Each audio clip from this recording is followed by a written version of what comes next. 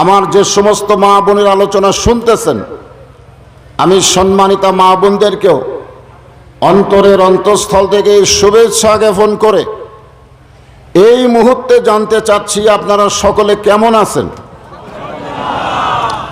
আলহামদুলিল্লাহ রব্বিল আলামিন।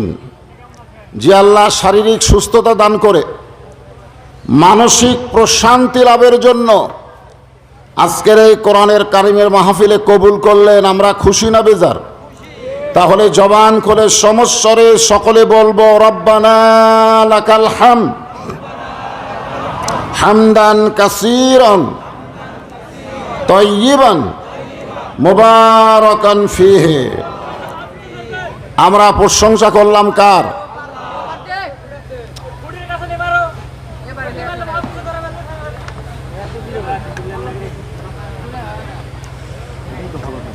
আমরা প্রশংসা করলাম কার? আপনারা যারা এখানে বসে আছেন, আমি আপনাদের কাছে বলতেছি, আমরা যে এখানে এসেছি, এ আসার আগে আমরা একটা জায়গায় ছিলাম। সেটা কোন জায়গা? ও, বাড়িতে ছিলাম। কোন বনেরই পাখি তুমি আইলারে কোন বনে, আবার কোন বনেতে যাইতে হবে পড়ছে নাকি মনে। আমরা এমন একটা জায়গায় ছিলাম যে জায়গাকে বলা হয়েছে আলমে আরওয়াহ, রুহের জগৎ। জোরে বলেন কিসের জগৎ? সেই জগৎ থেকে আমরা এখানে এসেছি। এখানে মানে দুনিয়া। হ্যাঁ, মায়ের পেটের জগৎ কওয়া যাবে না। জগৎ সম্পর্কে আমি বলতেছি। পঞ্চআত্মা পঞ্চরূহ হিসাবেতে দেখা যায়, একেতে দুইয়েরই জনম, পরমাত্মার মরণ নাই। কে বলে হে মানুষ মরে, মানুষ মরিলে তবে বিচার হবে কার। আমার ভাই যে কথা বললেন না, এই হিসাবে 5টা। জোরে কোন কয়টা? আমি আজকে বলতেছি 3টা শোনেন, 3টা শোনেন, পরে 2টা সময় পেলে হবে। যে জগতে ছিলাম আলমে আরওয়াহ, রুহের জগৎ। আমরা যে রুহের জগতে ছিলাম এ ব্যাপারে কারো সন্দেহ আছে? এখন কারো আপনাদের সন্দেহ আছে? তবে মনে নাই। রুহের জগৎটা কেমন জগৎ আমাদের মনে আছে? যেরকম মনে আছে, মনে নাই। এই জগৎ ছেড়ে আমরা আর একটা জগতে যাব। সেই জগৎকে আমরা দেখিনি, তবে আমরা শুনেছি। জোরে কান কথা ঠিক? আপনাদের কি সেই জগতের কথা বিশ্বাস হয়? রুহের জগতে যেমন ছিলাম সত্য, দুনিয়ার জগতে যেমন আছি এটাও সত্য, এবং এখান থেকে আর একটা জগতে যাব সেটাও সত্য। এই রুহের জগতে আল্লাহ তাআলা আমাদেরকে এত দয়া করেছেন যে দয়ার কারণে দুনিয়াতে আমাদেরকে সরাসরি মুসলমানের ঘরে কবুল করেছেন। সুবহানাল্লাহ, জোরে কর। আল্লাহ ইচ্ছা করলে আমাদেরকে হিন্দুর ঘরে, বৌদ্ধর ঘরে, খ্রিস্টানদের ঘরেও পাঠাবার পারতেন, কিন্তু আল্লাহ আমাদেরকে দয়া করে মুসলমানের ঘরে কবুল করেছেন। এখান থেকে প্রকাশ হয়ে গেল, আল্লাহ যখন আমাদেরকে মুসলমানের ঘরে কবুল করেছে, তাহলে জান্নাতেও আল্লাহ আমাদেরকে কবুল করবেন ইনশাআল্লাহ।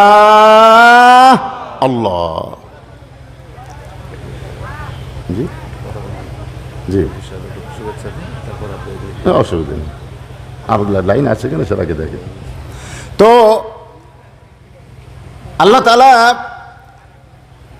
এই যে কোরআনের মাহফিল আমাদেরকে বসাইছে, আপনারা বলেন তো এই মাহফিলকে এতদিন বক্তার মুখে আপনারা কি শুনছেন?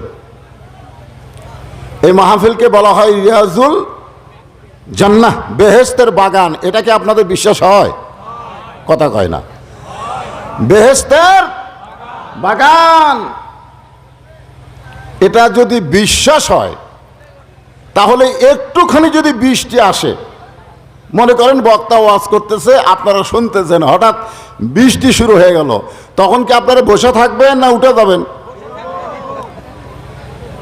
না, বেহেশতের বাগান যাদের বিশ্বাস হয় তাদের তো জীবন থাকতে ওঠার কথা নয়, জোরে কোন কথা ঠিক কি না?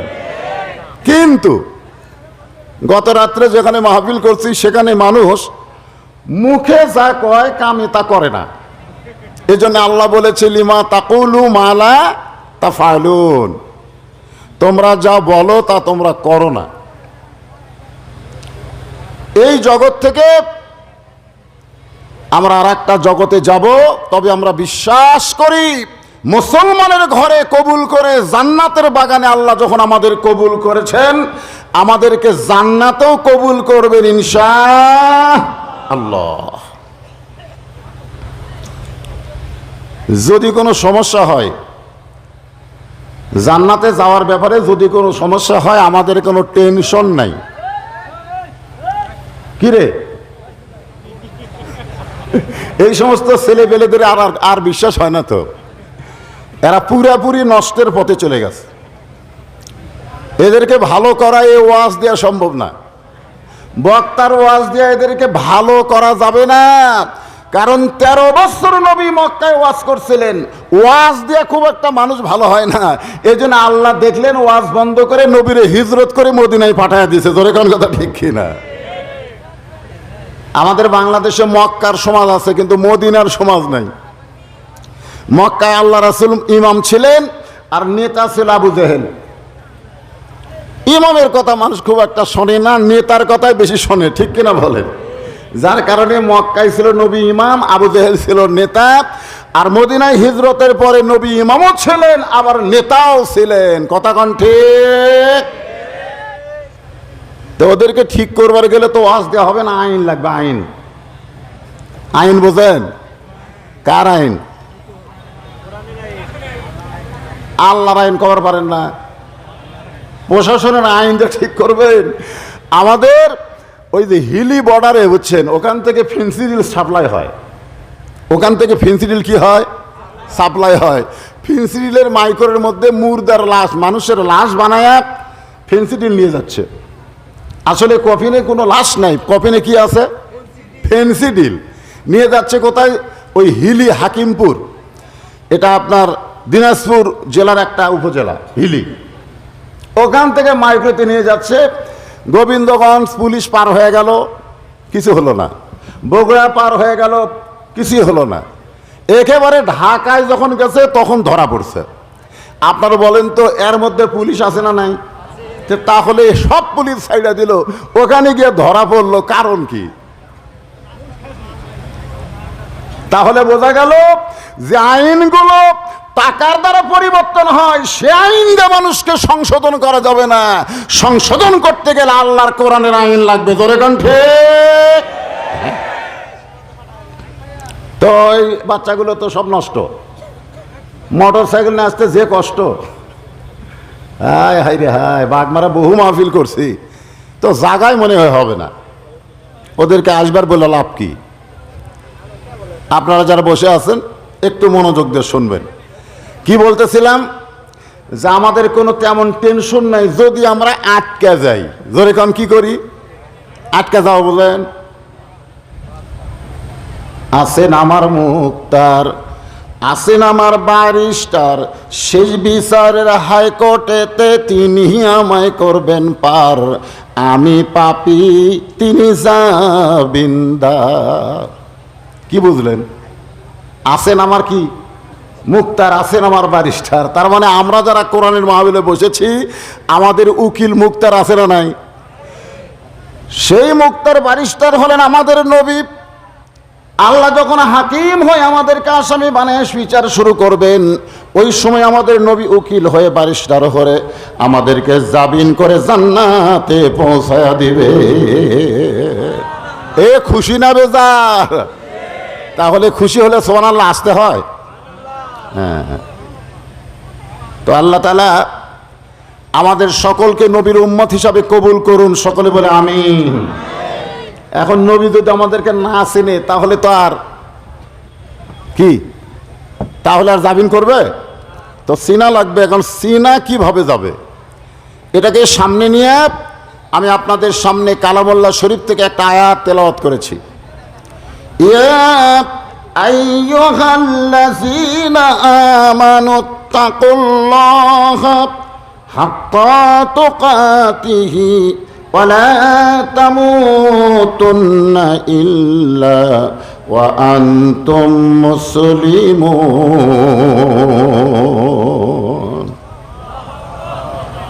আল্লাহু আকবার। বাড়ির যে কোন হায় হায় যে আসতে করলেন, আল্লাহ শুনবার পাশে, কিন্তু শয়তান পায়নি। শয়তান পাশে সুবহানাল্লাহ, আলহামদুলিল্লাহ, আল্লাহু আকবার, এই তিনটা তাসবিহ অনায়াসে যার জবান দিয়া প্রকাশ পায়, আল্লাহ নবী বলেছেন সে যত বড়ই পাপী হোক না কেন সে মুসলমান হিসেবে দুনিয়া ছাড়বে।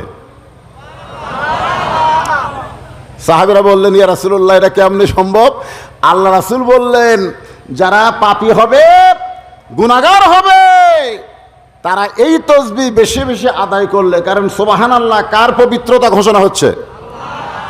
আলহামদুলিল্লাহ কার প্রশংসা হচ্ছে? আল্লাহু আকবার কার বড়ত্ব প্রচার হচ্ছে? আমার আল্লাহ ছোট না বড়?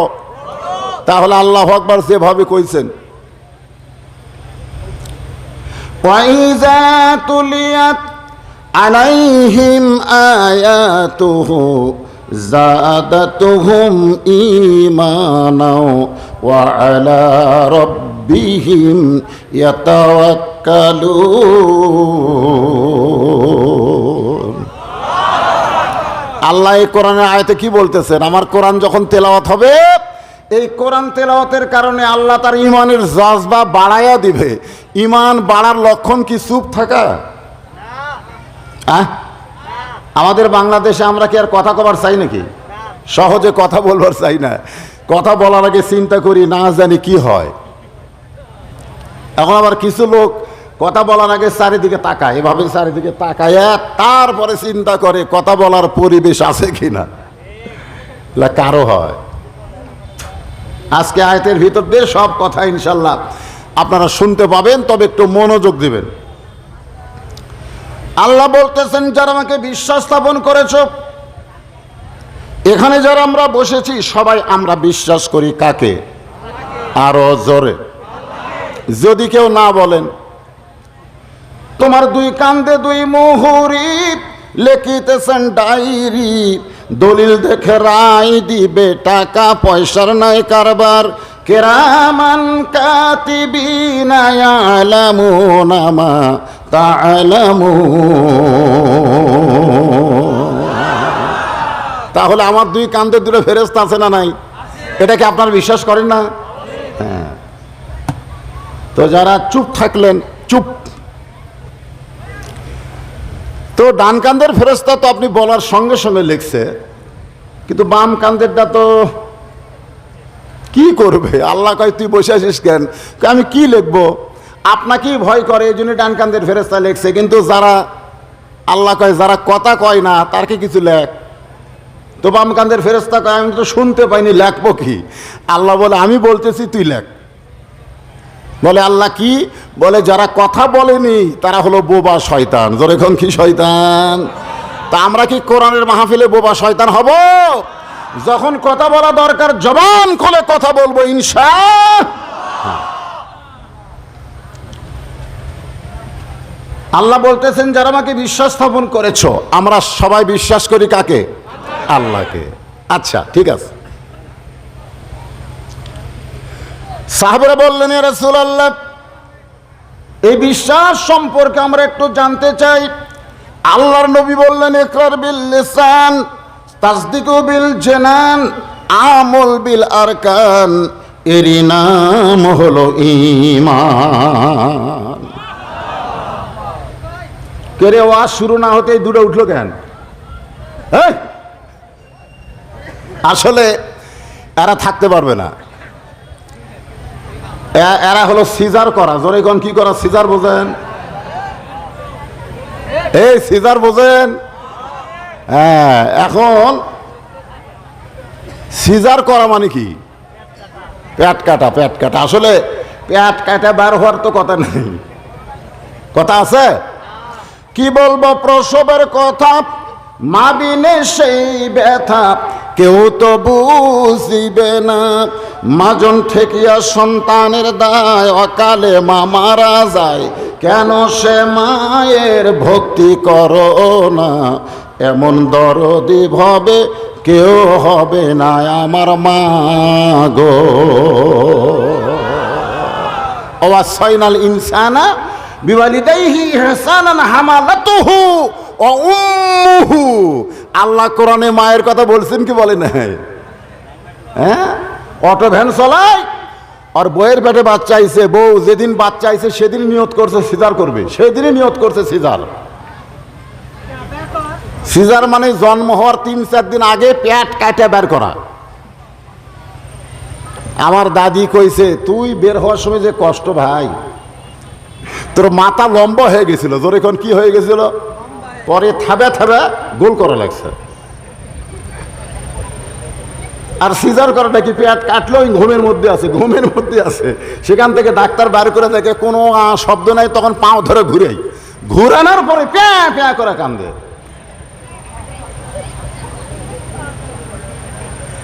তা আমি বলবো ছোট ছোট বাচ্চারা যারা এখানে মাহফিলে বসে, আর ওই মেলার মধ্যেই মজা পাচ্ছে, কোরআনের মাহফিলে তো মজা পাচ্ছে না, এই জন্য বেশিক্ষণ এরা থাকতে পারবে না।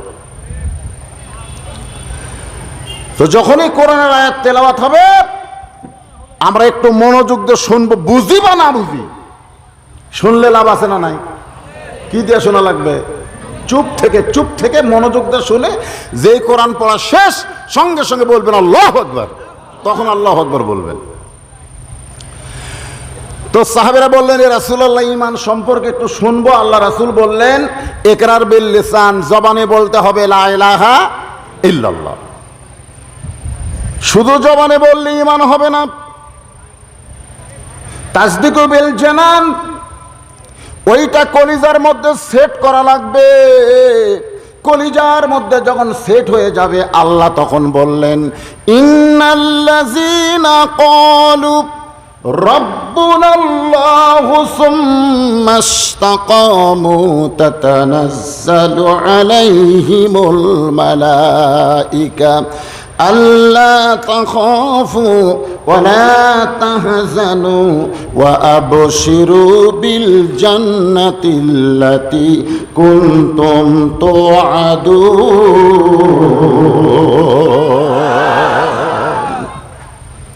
এখানে সেট করা কিন্তু খুব কষ্ট। মুখে বলা কোনো কষ্ট নাই, মুখে বলার মধ্যে কষ্ট আছে। আর যারা শুধু মুখে বলে এরা কিন্তু বুঝেও না। আমার এক আত্মীয়র বাড়ি খাঁচার মধ্যে একটা ময়না পাখি, জোরে কোন কি পাখি? ময়না পাখি। সে ময়না পাখি অনেক কথাই জানে। যখনই কেউ গেট খুলবে সঙ্গে সঙ্গে ময়না বলে চামাকুম চামালিকুম। মানে ওই গেটের সাথে ময়নার একটা সম্পর্ক আছে। গেট খুললেই ওই সামালিকুম। কুত্তাও যদি গেট খোলে ও চামালিকুম। কুত্তা অনেক সময় মুখ দিয়ে খোলে না, তো গেট খুললেই কয় চামালিকুম। আপনারা বলেন তো, ময়না যে সামালিকুম কয় ওর অর্থ বোঝে? যখন বোঝে, ওটা শিখানো বলি। লা ইলাহা ইল্লাল্লাহ শুধু শিখানো বলি নয়, তাসদিক বিল জানান, এটা কলিজার মধ্যে জায়গা দেওয়া লাগবে। কলিজার মধ্যে যদি একবার জায়গা পায় ওরা জীবন যাবে কিন্তু ঈমান দিবে না। জোরে কোন কথা ঠিক? হ্যাঁ। এরপরে আবার রাসূল বললেন, আমল বিল আরকান, শুধু কলিজার মধ্যে জায়গা দিলে হবে না, এটা আমলের মাধ্যমে প্রকাশ করা লাগবে। ঈমান গ্রহণ করার পরে 1 নম্বর আমলের নাম কি? জোরে কন, আরো জোরে, জোরসে বলুন। আসলে নামাজ। অনেকে বলবার চাচ্ছে না, তো সালাত কন। আমাদের বাংলাদেশের মানুষেরা আমরা সালাতকে নামাজ বললেই বুঝি না। আমরা বাংলাদেশের মানুষেরা সিয়ামকে রোজা বললেই কি কোন, আপনারা বুঝেন না? রোজা বুঝেন না, মানে আমাকে অভ্যাস হয়ে গেছে।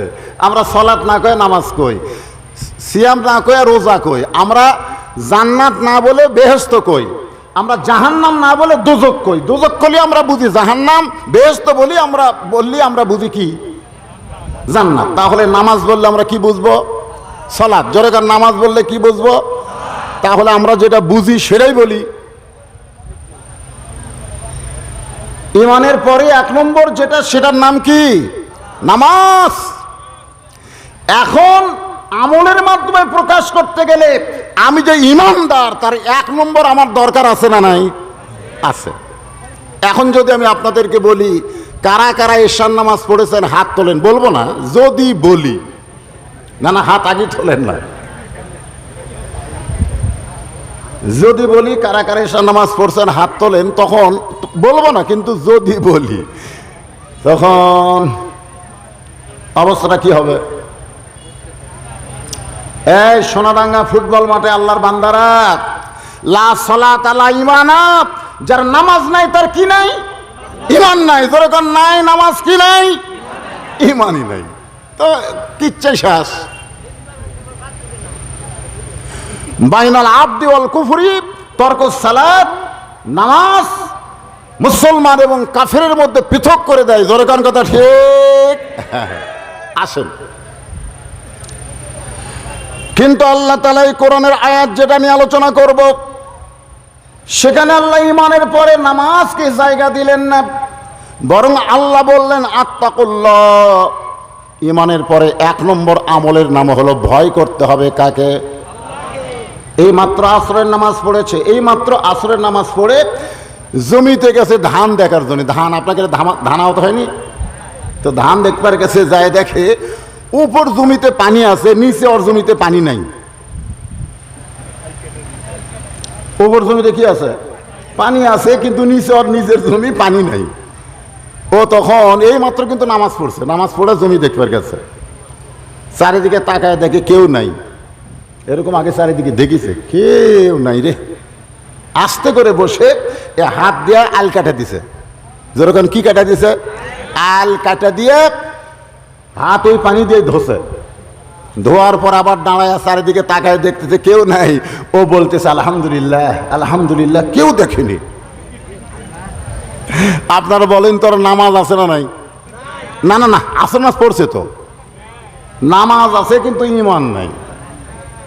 এখন আপনারা চিন্তা পড়ে গেলেন, কে রে এখনই হুজুর কইল লা সালাত আলা ঈমান, যার নামাজ নাই তার ঈমান নাই। আরে আর তোর নামাজ আছে কিন্তু কি নাই? এই তো সমস্যা হলো।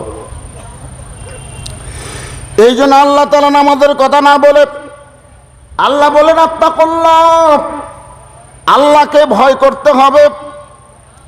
এরপর আল্লাহ বললেন হাক্কা তুকাতিহি, শুধু ভয় করলে হবে না, ভয় করার মতো ভয় করা লাগবে। শুধু ভয় করলে হবে না, ভয় করার মতো ভয়। আমাদের বাংলাদেশে ভয় আছে, আছে না নাই? আমার বগুড়ার কাহলুতে যখন হয় চামড়া ঢিল, আল্লাহর সাথে দেয় মিল। যখন হয় কি ঢিল, চামড়া ঢিল হয়ে গেছে, আল্লাহর সাথে মিল দিছে। ওই মসজিদে যায় আর দাঁড়ায় নামাজ পড়বার পারে না, ওর লাতিক কষে একটা চেয়ার নিয়ে যেত। যা, কিছুদিন আগে আমাদের এলাকায় এক মসজিদের সেক্রেটারি সাহেব চেয়ারে বসে নামাজ পড়ে। মসজিদের সেক্রেটারি কাজ বসে, তো সভাপতি চিন্তা করে তুই সেক্রেটারি হয়ে যদি বসে নামাজ পড়া পারে তা আমি সভাপতি পারবো না। ওই আবার এক চেয়ার নিয়ে গেছে। সবাই বলতে সভাপতি সাহেব আপনি বসতেছেন, আর সেক্রেটারি হয়ে যদি আমার সামনে বসে থাকে তাহলে আমি দাঁড়িয়ে থাকি কেমনে? আমিও বসে গেছি। আপনাদের ভাব কি? যখন হাতে চামড়া ঢিল, আল্লাহর সঙ্গে দেয় মিল, যখন তাকে চামড়া টাইট, আল্লাহর সঙ্গে করে ফাইট, ওই বুড়া বয়সে ভয় করলে হবে না। হাক্কা তুকাতিহি দিয়ে আল্লাহ বুঝাইতেছেন ভয় করার মতন সব সময় ভয় করতে হবে। এখন আপনাদের একটা কথা বলি, আচ্ছা ভয় মানে কি? এই যে আত্তাকুল্লাহ, আল্লাহ বললেন যে আল্লাহর ভয় করো, এই ভয় মানে কি? আপনারা বলেন তো, সরকারের ভয়, আল্লাহর ভয়, দুটাই ভয়। ভয় আছে না নাই? এ কথা কোন আছে না নাই? খুব খেয়াল করেন, ডাকাতের ভয়, আল্লাহর ভয়। বাঘের ভয় আল্লাহর ভয়, বিষাক্ত সাপের ভয় আল্লাহর ভয়। আপনারা বলেন তো দুটাই তো ভয়। সাপের ভয়ে মানুষ সাপের কাছে থাকে না দূরে যায়? বাঘের ভয়ে মানুষ বাঘের কাছে যায় না দূরে যায়? আর আল্লাহর ভয়ে বান্দা কি আল্লাহর দূরে যায় না কাছে যায়?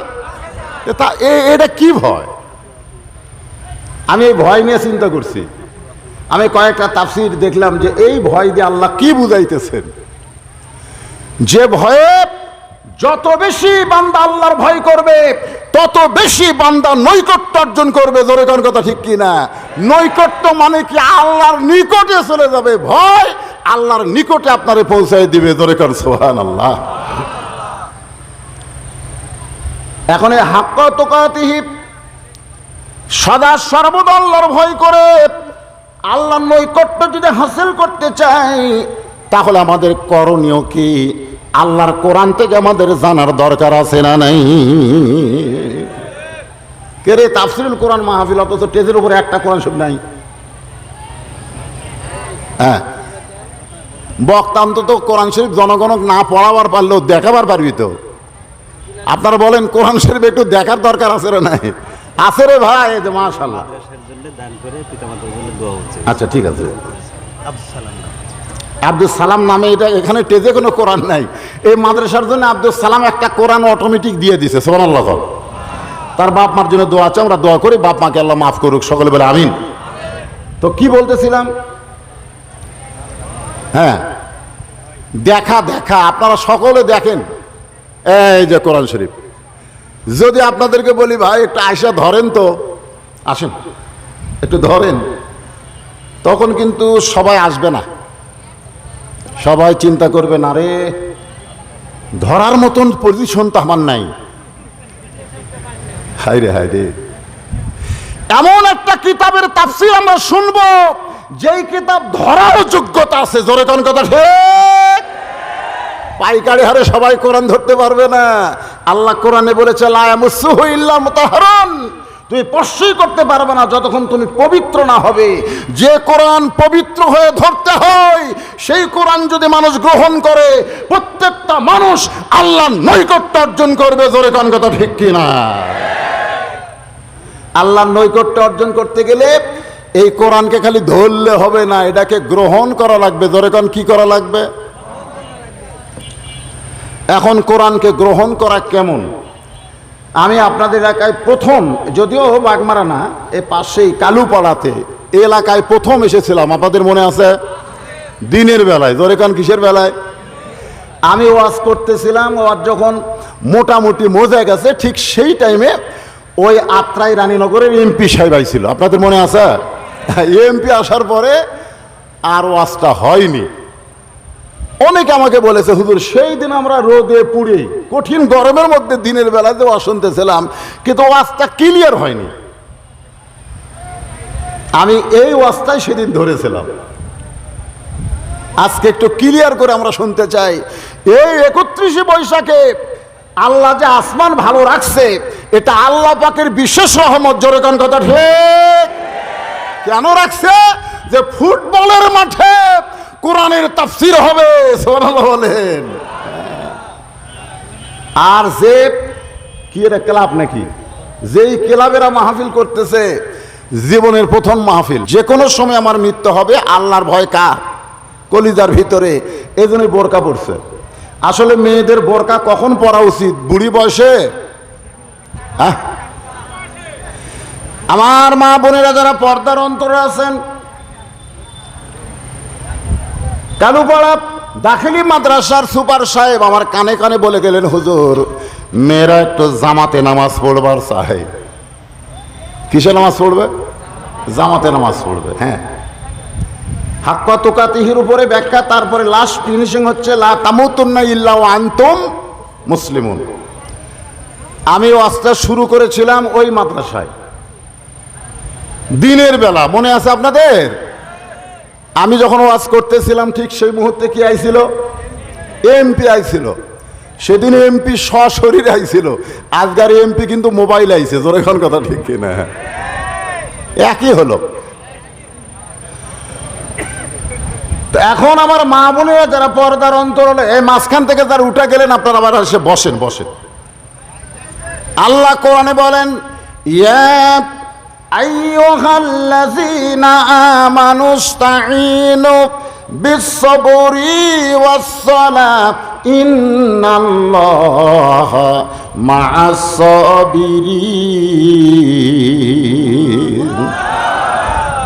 হ্যাঁ, আল্লাহ তাআলা বলতেছে, যারা আমাকে বিশ্বাস স্থাপন করেছো, যদি তোমরা কিছু চাও, যদি তোমরা কিছু পাবার চাও, তাহলে ধৈর্য আর নামাজের ভিতর দিয়া চাও। ইন্নাল্লাহা মা'আস-সাবিরিন, ধৈর্যশীলদের সঙ্গে কে আছে? তাহলে কোরআনের মাহফিলে বসে আমাদের ধৈর্য কম না বেশি? বেশি হওয়া লাগবে না? এমপি সাহেব যতগুলো কথা বলেছে সব কথাই ভালো কথা, আমি কাছে থেকে বুঝবার পারছি, কিন্তু আপনারা মোবাইলের মাধ্যমে বুঝবার পারেননি, ঠিক না? যে কয়টা কথা বলেছে সব হুজুরদের কথাই বলেছে, কিন্তু আপনারা কিছু লোক উঠে গেলেন, খুব খারাপ লাগলো। আপনি যে জায়গা থেকে উঠে গেলেন সেই জায়গার কথা তো আমি বললাম, এটাকে বলা হয়েছে রিয়াজুল জান্নাহ, বেহেশতের বাগান। আপনি বুঝেন বা না বুঝেন, এই বাগানে যদি একটা ঘন্টা আপনি বসে থাকেন, না জানি আপনার জীবন থেকে 7 বছরের নফল ইবাদত করার সওয়াব আল্লাহ দিবার পারে কি পারে না? উঠেন কেন? অধৈর্য হন কেন? ধৈর্য ধরা লাগবে। এই জন্য যারা আশেপাশে দাঁড়িয়ে আছেন, বসেন, সবাই বসেন। মেয়ে মানুষের জন্য আমল কয়টা? মাত্র 4টা আমল করা লাগবে। 4টা আমল। ধরে কোন কয়টা? ঈমান গ্রহণ করার পরে মেয়েদের 1 নম্বর আমল হলো নামাজ, 2 নম্বর আমল হলো রমজান মাসের রোজা, 3 নম্বর আমল হলো সতীত্বের হেফাজত, পর্দা করা, আর 4 নম্বর আমল হলো স্বামীর খেদমত করা, স্বামীর কথা মতো চলা। এই 4টা আমল যদি মেয়েরা করতে পারে, রাসূল বলেছেন আল্লাহ খুশি হয়ে তাদের জন্য 8টা জান্নাতের দরজা খুলে দিবে। আরে সুবহানাল্লাহ, জোরে কন। হয়তো আপনারা বলবেন হুজুর মেয়েদের আমল কন, আর আমরা সুবহানাল্লাহ কব কেন? আমরা সুবহানাল্লাহ বলার কারণ হলো মেয়েরা ভালো হলে, মায়েরা ভালো হলে আমরা ভালো থাকতে পারবো। জোরে কন ঠিক। আর মেয়েরা যদি নষ্ট হয়ে যায়, এই জন্য এই আয়াতকে সামনে নিয়ে আমি আমার মা বোনদের 2-4টা কথা বলি, আবার চলে আসতেছি। মায়েদের ধৈর্য আরো কম। যখন আল্লাহ বলেছিলেন ওই গাছের কাছে আর যাইও না, তখন আদম কিন্তু ধৈর্য ধরছিল, হাওয়া কিন্তু পারে না। জোরে কোন কথা ঠিক কিনা? এই জন্যে ওরা এখন আসে না চলে গেছে, আল্লাহ ভালো জানে। 1 নম্বর আমল হলো নামাজ, 2 নম্বর আমল হলো রমজান মাসের রোজা, 3 নম্বর হলো সতীত্বের হেফাজত, পর্দা করা, 4 নম্বর স্বামীর কথা মতো স্বামীর খেদমত করা, স্বামীকে সন্তুষ্ট করা। এই 4টা আমল করলে 8টা জান্নাত পেয়ে যাবে। এই ওয়াজটা যখন নবী করছে মসজিদে নববীতে, হুজরাখানার ভিতরে বসে উম্মাতুল মুমিনিন মা আয়েশা শুনেছে। মা আয়েশার একটা গুণ হলো তিনি নবীর 6 লক্ষ হাদিসের হাফেজা। জোরে কোন সুবহানাল্লাহ। মানে যেটা শোনে সাথে সাথেই সেটা মুখস্থ হয়ে যায়। তো নবী ওয়াজ করে যখন হুজরাখানা ঢুকছে, ইতিমধ্যে মা আয়েশা ধরে বলতেছে, ইয়া রাসূলুল্লাহ, মেয়েরা এই 4টা আমল ছাড়া আর কোনো আমল করতে পারবে না? আপনি যে 4টা আমল করলে 8টা জান্নাতের কথা বললেন, জান্নাতই তো 8টা। ধরে কোন কয়টা? তো 4টা করলেই তো 8টা পায়, তাহলে মেয়েরা কি আর কোনো আমল করা যাবে না? আল্লাহ রাসূল বললেন, আয়েশা, আল্লাহ তাআলা পবিত্র কালামুল্লাহ শরীফে বলেন, লা ইকাল্লিফুল্লাহু নাফসান ইল্লা উসআহা, তোমাদের কষ্ট হবে এমন কিছু আল্লাহ তোমাদেরকে চাপায়া দিবে না।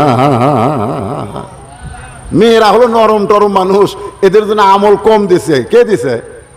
আল্লাহ দিছে। আরো কি দরকার? মা আয়েশা বললেন, আমি হজে যাব, আমি হজে যাব। আপনি তো মেয়েদের হজের কথা বলেননি। আল্লাহ রাসূল বললেন যে, আয়েশা, তোমার কি মনে হয় আমি যে কথাগুলো বলি সেগুলো কি আমি বলি না আল্লাহ বলায়? এই জোরে কান, কে বলায়? আল্লাহ বলায়। কোরআনের দলিল আছে না নাই? আল্লাহ বলেন, মা ইয়ান্তিকু আনিল হাওয়া ইন হুয়া ইল্লা ইউহা। আমার নবী যেই কথাগুলো বলেন নফসের ধোকায় পড়ে, নফসের খাইশে পড়ে নবী কোনো কথাও বলেননি, নবী কোনো কাজ করেন নাই। নবী যা কিছু করেছেন আল্লাহর ওহী অনুযায়ী। তাহলে মেয়েদের জন্য 4টা আমলের কথা, এ কথা কি নবী বলেছেন না আল্লাহ বলাইছেন? জোরে গান কে বলাইছেন? তো মা আয়েশা বলতেছেন আমি হজে যাব, হজের কথা তো নবী বলে নাই, বলছে? কিন্তু মা আয়েশা বললেন আমি হজে যাব।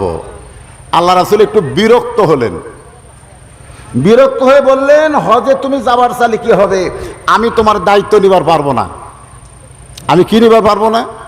দায়িত্ব নিবার পারবো না।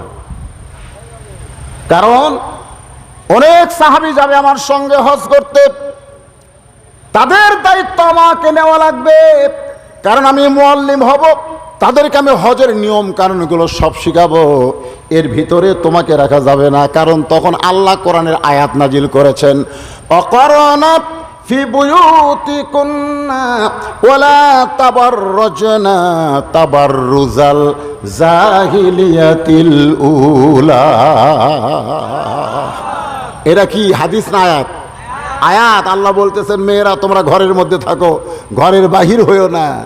কোনো প্রয়োজনে যদি ঘরের বাহির হও তো ইচ্ছা মতো বের হওয়া যাবে না। ইচ্ছা মতো বের হওয়া যাবে? কিভাবে বের হওয়া লাগবে? পর্দা সহকারে বের হওয়া লাগবে। পর্দা মানা হলো মেয়েদের জন্য ফরজ আইন, আর জামাতে নামাজ পড়া মেয়েদের জন্য ফরজ না।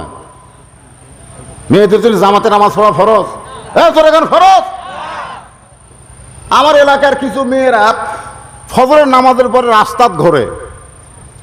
একদিন আমার বউ কইল যে অনেক মেয়েরা রাস্তায় ঘুরতেছে, আমি একটু ঘুরবো। আমি বললাম কেন ঘুরবা? বলে এই ঘুরলে নাকি ডায়াবেটিস চলে যায়। মানে ওরাও যে একটা সুযোগ পাচ্ছে, বুঝেন না? রাস্তায় ঘুরবে আর এর গল্প ওর কাছে, ওর গল্প ওর কাছে, একটা সুযোগ পাচ্ছে, সুযোগ।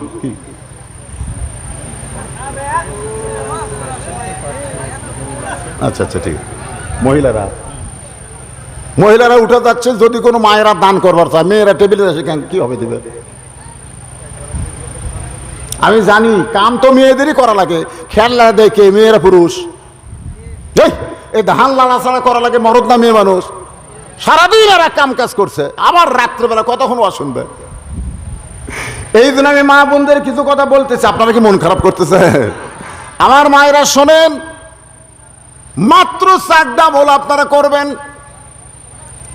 মায়েশার দায়িত্ব নিলেন তার ভাই আব্দুর রহমান ইবনে আবু বকর। বলেন ইয়া রাসূলুল্লাহ, আমি যদি আমার বোনের দায়িত্ব নেই তাহলে কি হজ করতে পারবে না? নবী বললেন কোনো আপত্তি নাই। রওনা দিলেন মসজিদে আয়েশা যেখানে আছে, যারা হজ করছেন তারা দেখছেন এই মসজিদে আয়েশা যেখানে, ওই জায়গায় এসে মা আয়েশার মাসিক ব্যারাম শুরু হলো। জোরে কোন কি ব্যারাম? মেয়েদের মাসে 3 দিন 5 দিন 7 দিন একটা অসুখ আছে না নাই? যে অসুখ শুরু হলে নামাজ পড়া যাবে, রোজা করা যাবে? যাবে না। তো ওইটা শুরু হয়ে গেছে। এখন উটের পিঠে হাওদা, মানে ঘরের ভিতর থেকে মা আয়েশা বললেন ভাই আমার তো শুরু হয়ে গেল। তো বলে কয়দিন লাগবে? কয় কমপক্ষে 5 দিন। বলে এই জন্যই তো নবী তোমার দায়িত্ব নেয়নি, এই জন্যই।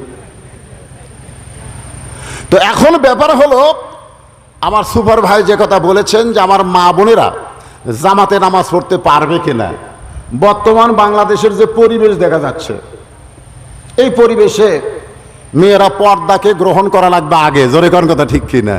যদি মসজিদ কমিটি পর্দার গ্যারান্টি দিবার পারে যে যাওয়া আসা নামাজ পড়া পর্যন্ত পর্দার খেলাফ হওয়ার কোনো সুযোগ নেই, এরকম গ্যারান্টি যদি পান তাহলে যান। আর যদি গ্যারান্টি না থাকে তাহলে শোনেন, মা ফাতেমাকে বলা হয় সাইয়্যিদাতুন নিসায়ে আহলিল জান্নাত, ফাতেমাতুজ জোহরা রাদিয়াল্লাহু তাআলা আনহা। জোরে কোন সুবহানাল্লাহ। তার জীবনী পড়ে দেখেন, তিনি একটা হজ করে নাই, তিনি কিন্তু কোনো হাদিস পর্যন্ত বর্ণনা করে নাই। অথচ জান্নাতি নারীদের নেত্রী হবে কে? আয়েশা না ফাতেমা? আপনাকে কি সন্দেহ আছে নাকি? সন্দেহ আছে? আয়েশা না ফাতেমা? ফাতেমা হজ করেনি, হজ করে নাই। এরপরও জান্নাতি নারীদের নেত্রী হওয়ার কারণ কি? একটাই মাত্র কারণ হলো ফাতেমার পর্দার আমলটা 20 টাইট ছিল। সোনাল বলে হযরত আলী যখন ঘরের ভিতরে, ফাতেমা বলে স্বামী গো, আমি দুনিয়া থেকে রাত্রিবেলায় দুনিয়া থেকে বিদায় নিব। যেই বলেছে গভীর রাত্রে দুনিয়া থেকে বিদায় নেব, সঙ্গে সঙ্গে হযরত আলী ছোট বাচ্চার মতন কান্না শুরু করেছে। ফাতেমা বলতেছে মৃত্যুর কথা শুনে কান্দেন কেন? দুনিয়াতে মানুষ তো থাকার জন্য আসে নাই, প্রত্যেকটা মানুষকে দুনিয়া থেকে বিদায় নেওয়া লাগবে। আল্লাহ বলেছেন ওয়ালা তামুতুন্না ইল্লা ওয়া আনতুম মুসলিমুন। আমরা যত চেষ্টা করি, যত সাধনা করি, দুনিয়াতে থাকা যাবে? এজরকান থাকা যাবে? অনেকে তো ছটফট করে উঠে বাড়ির দিকে যাচ্ছেন। যান যান, বাড়ি পর্যন্ত যাওয়ার কোনো গ্যারান্টি, কিন্তু জান্নাতে যাওয়ার গ্যারান্টি আজকে দিয়ে যাবো ইনশাল্লাহ। আপনারা বসে থাকেন, বাড়ির যাওয়ার গ্যারান্টি নাই, কিন্তু জান্নাতে যাওয়ার গ্যারান্টি আছে। তা আমরা আসলে কি বাড়িতে যাব না জান্নাতে যাব? কারা কারা জান্নাতে যাবার চান আল্লাহকে একটু হাত দেখেন তো দেখি। যারা যাবেন তারা একটু আল্লাহকে হাত দেখেন। লিল্লাহি তাকবীর, হাত নামান। ফেরেশতারা চমকে করে বলতেছে আল্লাহ, যারা জান্নাতে যাওয়ার জন্য হাত তুললো এরা কি জান্নাত দেখছে নাকি? তা আল্লাহ কয় না রে, দেখেনি তো। না দেখা জিনিস পাওয়ার জন্য 2 হাত তুললো। আল্লাহ বলে ফেরেশতা সাক্ষী থাক, আল্লাযীনা ইউমিনুনা বিল গায়ব, ইমানদারের বৈশিষ্ট্য হলো অদৃশ্য জান্নাতকে বিশ্বাস করে যারা হাত তুলেছে তাদের নামে একটা করে জান্নাত আমি বাজেট করে দিয়ে দিলাম। যদি আল্লাহ দেয়, কাড়া নেওয়ার ক্ষমতা কারো আছে নাকি? তো তাহলে একটু ধৈর্য ধরবেন। আত্তাকুল্লাহ হাক্কা তুকাতিহি, ভয় করতে হবে আল্লাহ। শুধু ভয় করলে হবে না, নিয়ম মতো যথাযথ ভয় করতে হবে। এই নিয়ম মতো ভয় যদি করতে চাই, একটা আইনের দরকার আছে না নাই? যেরকম আছে না নাই? আইনের দরকার আছে ভাইরে। এই আইনটা কার? জবান খুলে বলতে হবে কার আইন? আল্লাহর। মানুষের তৈরি করা আইন দিয়ে বাহিরে ভয় থাকতে পারে, কিন্তু ভিতরে ভয় থাকবে না। যে একটা মাস আমরা সাধনা করলাম, যে মাসকে আমরা বিদায় দিলাম, সেই মাসটা হলো রমজান মাস। জোরে বলেন কিসের মাস? যে মাসকে লক্ষ্য করে আল্লাহ বলেছেন কুতিবা আলাইকুমুস সিয়াম কামা কুতিবা আলাল্লাযীনা মিন ক্বাবলিকুম লাআল্লাকুম তাত্তাকুন।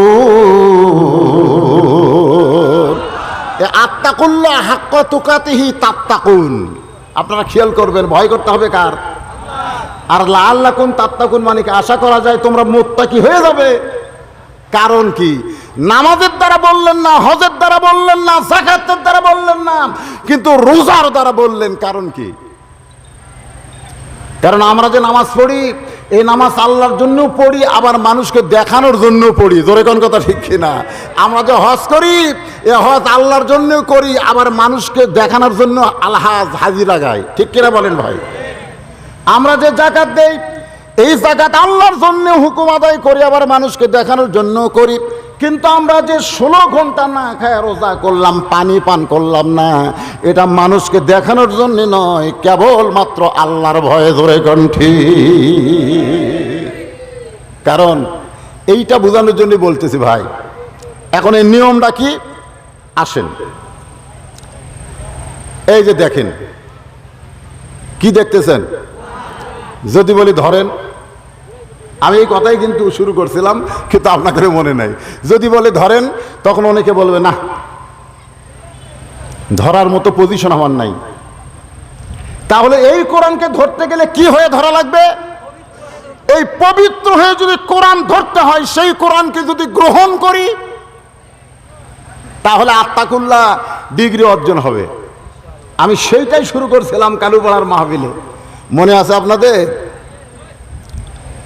অর্ধ পৃথিবীর খলিফা হযরত ওমর ছদ্মবেশে মদিনার অলিগলি ঘুরতেছেন। মনের মধ্যে সবসময় চিন্তা আত্তাকুল্লাহ, আল্লাহর ভয়। এইটা আমি নিজের চোখে দেখবার চাই। আত্তাকুল্লাহ হাক্কা তুকাতিহি নিয়ম মতো যথাযথ আল্লাহর ভয়। এইটা কেমন? নিজের চোখে দেখার জন্য ছদ্মবেশে মদিনার অলি গলি ঘুরতে গিয়া হঠাৎ হযরত ওমর দেখতে পাই দুই পাহাড়ের মাঝখানে বিস্তীর্ণ মরুভূমি। ওই মরুভূমির মধ্যে একজন রাখাল উট আর দুম্বা চড়ায়। আপনাদের মনে পড়তেছে? রাখাল উট আর দুম্বা চড়ায়। হযরত ওমর ছদ্মবেশে রাখালকে সালাম দিয়ে বললেন, রাখাল ভাই, আমার পেটে ক্ষুধা লাগছে, আমি উটের এক পেয়ালা দুধ চাই। রাখাল মুচকি মুচকি হাসে। ওমর ফারুক বলে, রাখাল হাসতেছো কেন? রাখাল বলে, হাসার কারণ হলো তুমি যে আমার কাছে উটের এক পেয়ালা দুধ চাইলে, আমাকে সালাম দিলে, আমি সালামের উত্তর দিব না, উটের দুধও দিব না। ওমর ফারুক বলে, আমার অপরাধ কি? রাখাল বলে, তোমার অপরাধ হলো তোমার পরিচয় জানা লাগবে। ওমর ফারুক চিন্তায় পড়ে গেলেন যে আমি হলাম অর্ধ পৃথিবীর খলিফা, আমি যদি আমার পরিচয় দেই তাহলে তো ছদ্মবেশ ধরে লাভ কি হলো? ওমর ফারুক যখন এই চিন্তা করতেছে, এমন সময় আল্লাহর কোরআন ওমরের সামনে দাঁড়ায় বলে, ওমর, রাখাল যখন তোমার পরিচয় চাইছে, তুমি আসল পরিচয় দাও, আসল পরিচয় দাও। যেই পরিচয় আল্লাহ বলেছেন, লা তামুতুন্না ইল্লা ওয়া আনতুম মুসলিমুন। যদি তোমরা মুসলমান মরতে চাও তাহলে মুসলমান না হয়ে মরো না, তাহলে মুসলমানই হলো তোমার আসল পরিচয়।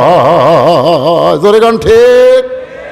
যেই পরিচয় সম্পর্কে আল্লাহ কোরআনে বলেন, মিল্লাত আবিকুম ইব্রাহিম হুয়া সাম্মাকুমুল মুসলিমিন। তোমাদের জাতির পিতা হযরত ইব্রাহিম হুয়া সাম্মাহ কুমুল মুসলিমিন, তোমাদের নাম রেখেছে মুসলমান। ওমর ফারুক বলেন, রাখাল ভাই, আমার পরিচয় হলো আমি একজন মুসলমান। রাখাল মুচকি মুচকি হাসে। ওমর ফারুক বলে, রাখাল হাসো কেন? বলে, হাসার কারণ হলো আসল না নকল। যেই বলছে আসল না নকল, তখন ওমর ফারুক চমকে উঠছে। চমকে বলে, রাখাল, মুসলমান তো মুসলমানই, এর মধ্যে আসল নকল কি? রাখাল বলতেছে, আসল মুসলমান যারা হবে তারা চাওয়ার ব্যাপারে সতর্ক থাকবে। আসল মুসলমান মরে যাবে, কিন্তু আল্লাহ ছাড়া অন্য কারো কাছে যাবে না। আত্তাকুল্লাহ ডিগ্রি অর্জন করতে হলে চাইতে হবে কার কাছে? আরো জোরে। কিন্তু মাথায় টুপি, মুখে এক হাঁটু দাড়ি নিয়ে কেউ যদি বলে আল্লাহর ধন নবীরে দিয়ে, আল্লাহ আছে গায়েব হইয়া, নবীর ধন খাজা নিয়া শুয়া আছে আজমিরে, কেউ ফেরে না খালি হাতে খাজারে তোর দরবারে। নাউজুবিল্লাহ কবেন না সুবহানাল্লাহ কবেন? তাহলে চাইতে হবে কার কাছে? আমরা সূরা ফাতিহার মধ্যে যে সূরা ফাতিহা ছাড়া নামাজ হবে না, লা সালাতা ইল্লা বিফাতিহাতিল কিতাব, নামাজ হবে না সূরা ফাতিহা বাদ দিলে। সে সূরা ফাতিহার মধ্যে চাওয়ার কথা কার কাছে? ইয়্যাকা না'বুদু ওয়া ইয়্যাকা নাস্তাইন, আমরা বান্দাকার, তাহলে সাহায্য চাবো কার কাছে? রাখাল বলে, তুমি যদি আসল মুসলমান হও তাহলে তুমি দুধ চাইলা কার কাছে? ওমর ফারুক চমকে উঠছে। ওমর ফারুক চমকে ওঠার কারণ কি জানেন? যে আল্লাহর কোরআন, এই কোরআন যদি সমাজের মধ্যে চালু হয়ে যায়, তাহলে ওমর যদি ভুল করে, একটা রাখাল পর্যন্ত তার ভুল ধরতে পারে। জোরে কার কথা ঠিক? উমর কিন্তু অর্ধ পৃথিবীর খলিফা, অথচ সেই উমরের ভুল ধরছে কে? আজকে বাংলাদেশে কোরআনের আইন না থাকার কারণে একটা এমপি যদি ভুল করে আর সাধারণ মানুষ যদি ভুল ধরে, ওর অবস্থাটা কি হবে?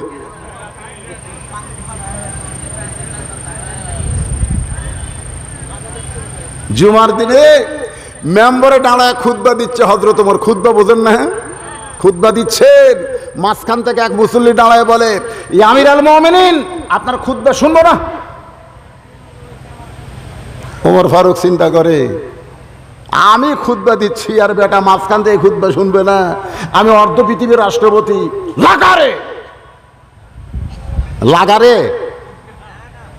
যদি মানুষের আইন চলতো, লাগাও রে, আইন চলতে দেখার। ওমর ফারুক চোখের পানি বের করে বললেন, ভাইজান, আমার খুতবা কেন শুনবেন না? মুসল্লি বলতেছে আমাদেরকে বাইতুল মাল থেকে খাটো পাঞ্জাবি দিয়ে, আর আপনি লম্বা জুব্বা পরে খুতবা দিবেন। আমাদেরকে খাটো দিয়ে আপনি লম্বা পড়বেন, যতক্ষণ পর্যন্ত আপনার লম্বা জুব্বার কাহিনী না বলবেন ততক্ষণ পর্যন্ত আপনার খুতবা আমরা শুনব না। আমাদেরকে খাটো দিয়া আপনি লম্বা পড়বেন। আল্লাহ কোরআনে কি বলেছে? ইন্নাল্লাহা ইয়ামুরুকুম আন তুআদ্দুল আমানাতি ইলা আহলিহা ওয়া ইযা হাকামতুম বাইনান নাস আন তাহকুমু বিল আদল। তোমাকে চেয়ারম্যান দেওয়া হয়েছে, এমপি দেওয়া হয়েছে, মন্ত্রিত্ব দেওয়া হয়েছে, এই জনগণের আমানত আছে গচ্ছিত তোমার কাছে। জোরে কোন কথা ঠিক? আমাদেরকে খাটো দিয়ে আর তুমি লম্বা জুব্বা পরে খুতবা দিবে? হাক্কা তুকাতিহি, আল্লাহর ভয় কারে কয়? ওমর ফারুক খুতবা বন্ধ করে ছোট বাচ্চার মতন যখন কাঁদতেছে, এমন সময় আব্দুল্লাহ ইবনে ওমর বাবার পাশে দাঁড়ায় বলতেছে, রে নবীর সাহাবীরা, তোমরা খাটো হলেও তো নতুন কাপড় গায়ে দিয়ে নামাজ পড়তে আইছো, কিন্তু আমার পরনের দিকে লক্ষ্য করে দেখো, আমার পরনে নতুন কোনো কাপড় নাই। মাইকের সাউন্ড এরকম হলো কেন? হ্যাঁ, কেরে ভালোই তো ছিল, হঠাৎ এরকম হলো কেন? বাবা, সব কিছু কার হুকুমে চলতিছে? চলতিছে কার হুকুমে চলা লাগবে, কিন্তু চলতিছে। হ্যাঁ, সব কিছুর মালিক কে? কথা কেন? সব কিছুর মালিক কে? যা কিছু হয় কে করে? আল্লাহ করে। এখন এশার নামাজ পড়ে মুয়াজ্জিন সাহেব মসজিদে তালা দেয়নি, মনে ভুলে বাড়িতে গেছে। ফজর নামাজের আজান দিবার আসা দেখে মাইক নাই। যেরকম কি নাই? মাইক নাই। এখন জনগণ কাক ধরবে, আল্লাহ না মুয়াজ্জিনক? কারণ যা কিছু করে কে করে? আল্লাহ করে। তাহলে মুয়াজ্জিনকে ধরবি কেন? তার মানে বোঝা গেল মুয়াজ্জিনেরও কিছু দায়িত্ব আছে। যেরকম কথা ঠিক কিনা? হ্যাঁ, আমাদের কি দায়িত্ব ভাই রে? এ হাক্কা তুকাতিহি, এইটার মূল আলোচনা শুনলে ইনশাল্লাহ আপনারা বুঝতে পারবেন। মাইকের সাউন্ডটা অল্প হোক কিন্তু ক্লিয়ার হোক, জনগণের কানে কানে যেন কথাগুলো যায়। এরা কোনোদিনও মাহফিল করেনি। ফুটবল ময়দানে কোরআনের বাগান লাগছে, মাহফিল টিকানো খুব কঠিন, ঠিক কিনা বলেন? হ্যাঁ, কি হয়ে গেছে? তোমার এই ওজনগুলো ধরবার পারতেছে না রে, স্ট্যান্ড দুর্বল, এত জিনিস আর মুখের উপর চাপা দিছে, টানবার পারে। এখন আমি হারলে তো আমার মুখ আপনারা দেখবার পাবেন না, কি এক সমস্যা হয়েছে। এইরকম চাঙ্গি আছে, কতক্ষণ কথা কম মুখ দেখা তো যাচ্ছেই না, সেটা আমি বুঝতেছি না। এই যে আপনাকেও আমি সামনে দেখবার পাচ্ছি না। তো যাই হোক, যা হচ্ছে এর মধ্যে দিয়ে হোক, কি কন? আব্দুল্লাহ ইবনে ওমর বলতেছে, খাটো হলেও তো তোমাদের গায়ে নতুন কাপড় আছে, কিন্তু আমার পরনে নতুন কোনো কাপড় নাই। সমস্ত মুসল্লি বলে, আব্দুল্লাহ, আজকে জুমার দিনে তুমি পুরাতন কাপড় পরে আইছো কেন? আব্দুল্লাহ বলতেছে, এই ব্যক্তি আমার কাম সারছে। এই ব্যক্তি, এই তোমরা যাকে খুদ আটকা দিছে, এই ব্যক্তি দুনিয়ার সবাই যখন ঘুমায় আছে, এমন সময় হযরত ওমর আমার দরজায় গিয়ে ডাকতেছে, আব্দুল্লাহ, আব্দুল্লাহ। আমি আব্দুল্লাহ দরজা খুলে তাকায় দেখি বাবা একটা পাঞ্জাবি নিয়ে দাঁড়াইছে। আমি খুশি হয়ে বললাম, বাবা বাইতুল মাল থেকে একটা দিছে, গভীর রাত্রিকে আর একটা দিবার আইছেন। ওমর ফারুক কান্দার বলে, দিবার আসি নাই, এইটা আমার ভাগে পড়েছে। এই পাঞ্জাবি পরে খুতবা কেমনে দিব? তোর পাঞ্জাবিটা আমাকে একটু দান করে দে। আব্দুল্লাহ বলে, আমার পাঞ্জাবিটা বাবাকে দান করার পরে তার পাঞ্জাবি আমার পাঞ্জাবি একত্র করে লম্বা জুব্বা বানায় খুতবা দেয়।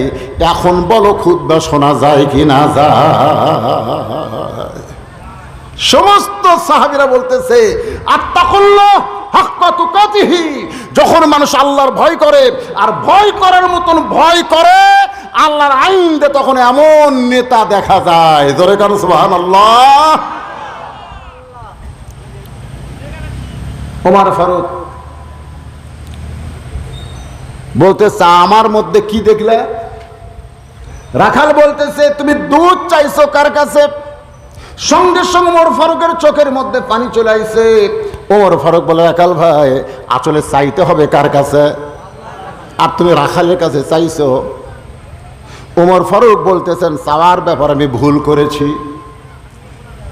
রাখাল মুচকি মুচকি হাসের বলে, ভুল যখন স্বীকার করছো তাহলে তোমার বাঁচার বুদ্ধি আছে, কারণ ভুল স্বীকার করলি তওবার দরজা আল্লাহ খুলে দেয়। সুবহানাল্লাহ বলেন না কেন? আমরা যত পাপ করি না কেন, মাপ নাই? যেরকম মাপ আছে না নাই? ইমাম গাজ্জালি বলেন, কোরআনের ওই একটা আয়াত যদি আমি না দেখতাম আমি হাসেল করে মরে যেতাম। কিন্তু আমি যতই পাপ করি ওই আয়াতটা যখন পাই তখন আমার ভিতরে আল্লাহ সাহস দিয়ে দেয়। সে আয়াতটা কি? লা তাকনাতু মির রাহমাতিল্লাহ ইন্নাল্লাহা ইয়াগফিরুয যুনুবা জামিআ ইন্নাহু হুয়াল গাফুরুর রহিম। আল্লাহ কি বলতেছেন? আমার রহমত থেকে তোমরা নিরাশ হইও না। তোমরা যত বড় পাপী হও না কেন, তোমরা যদি সারা জীবন ক্লাব দিয়া গান বাজনা করেছো, তোমরা মেলা বসাইছো, তোমরা তওবা করে ফিরে এসে কোরআনের বাগান লাগাই দিছো, আমি আল্লাহ তাআলা তোমাদের জীবনের সমস্ত গুনাহ মাফ করে দিব আমার রহমান নামের উসিলায়। জোরে কারণ সুবহানাল্লাহ। আপনারা কি বলেন, আল্লাহ পারে কি পারে না? তো যে ছেলেরা যারা এখানে কোরআনের মাহফিল করে নাই আমার কাছে বলেছে, হুজুর আমরা ক্লাব ভাঙ্গা দিয়া, ক্লাবের ঘর ভাঙবি না, ক্লাব ভাঙবি। আবার মনে করবেন না যে ঘর ভাঙবি, তা না। হয়তো আপনারা বলবেন, হুজুর যে ঘরের মধ্যে তাস খেলিছে, ক্যারাম বোর্ড খেলছে, সুদের ব্যবসা ট্যাবসা হচ্ছে, সেই ঘরের মধ্যে মাদ্রাসা হবে? আপনারা কি ভাবতেছেন এদের কি? এটা যেখানেই যাবে সেখানে কোনো অন্ধকার থাকবে না। ছোট্ট একটা কথা বলি, এটা কোরআন হাদিস না। একজন আল্লাহর মস্ত বড় আল্লাহওয়ালা ব্যক্তি ছিল, নাম হলো বাইজিদ বোস্তামি। নাম শুনছেন আপনারা? উনি একদিন ওনার মাদ্রাসায় গিয়ে দেখে সমস্ত ছাত্ররা জিকির করতেছে, নাউজুবিল্লাহ নাউজুবিল্লাহ নাউজুবিল্লাহ। তো বাইজিদ বোস্তামি বলতেছে, আল্লাহ আল্লাহ বাদ দেয়, নাউজুবিল্লাহ কেন? তো একজন মুরিদ লাভ দিয়ে দাঁড়ায় বলতেছে, হুজুর নাউজুবিল্লাহ জিকির করার কারণ হলো 17 বছরের একটা সুন্দরী মেয়ে বাগদাদ শহরের উত্তর এলাকায় একটা ঘর ভাড়া নিয়ে দেহ ব্যবসা করতেছে, আর শত শত যুবক ওই মেয়েটার পাল্লাত পড়ে তাদের চরিত্র ধ্বংস করতেছে। এই জন্যে আমরা নাউজুবিল্লাহ বলতেছি। বাইজিদ বোস্তামি বললেন, তোমরা শুধু না, পৃথিবীর সমস্ত মুসলমান যদি নাউজুবিল্লাহর জিকির করো, ওই খারাপ মেয়ের হাত থেকে যুবকদেরকে তোমরা বাঁচাবার পারবা না। তখন মুরিদরা বলতেছে, হুজুর তাহলে কি করা লাগবে?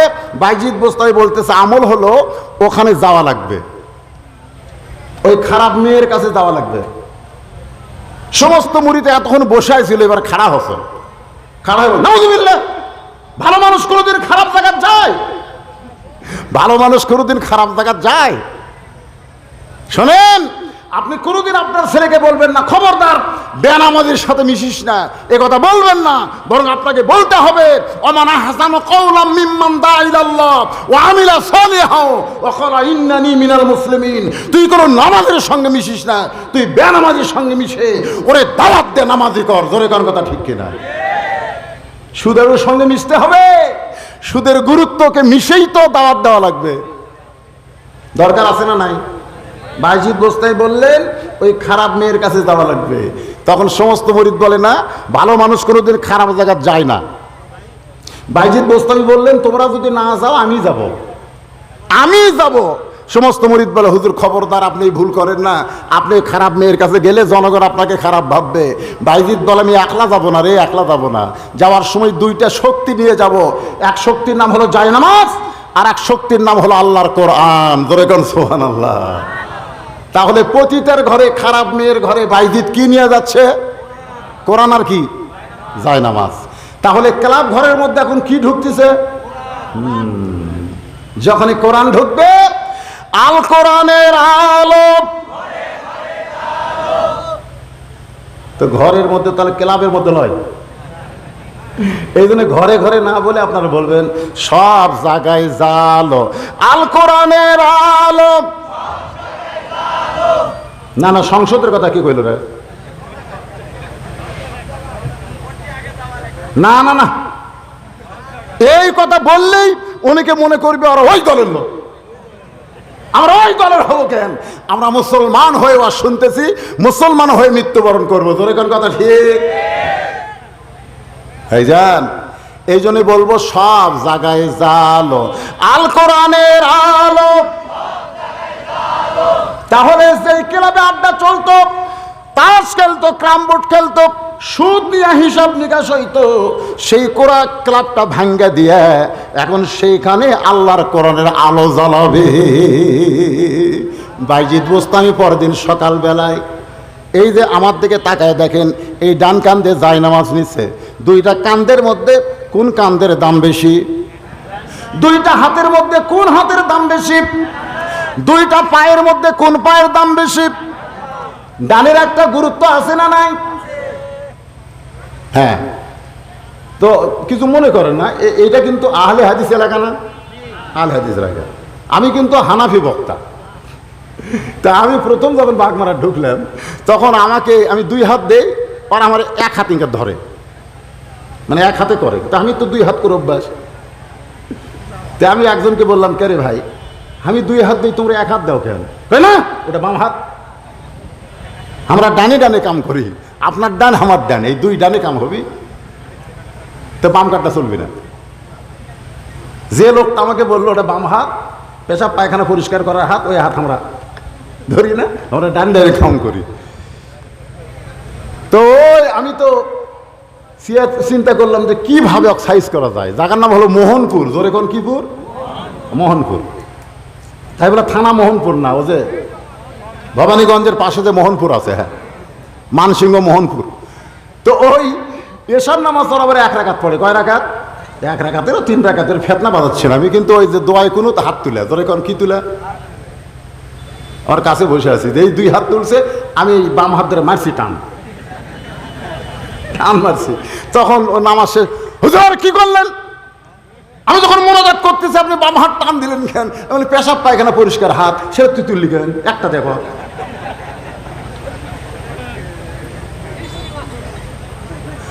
আল্লাহর বান্দার একটু মনোযোগ দিবেন।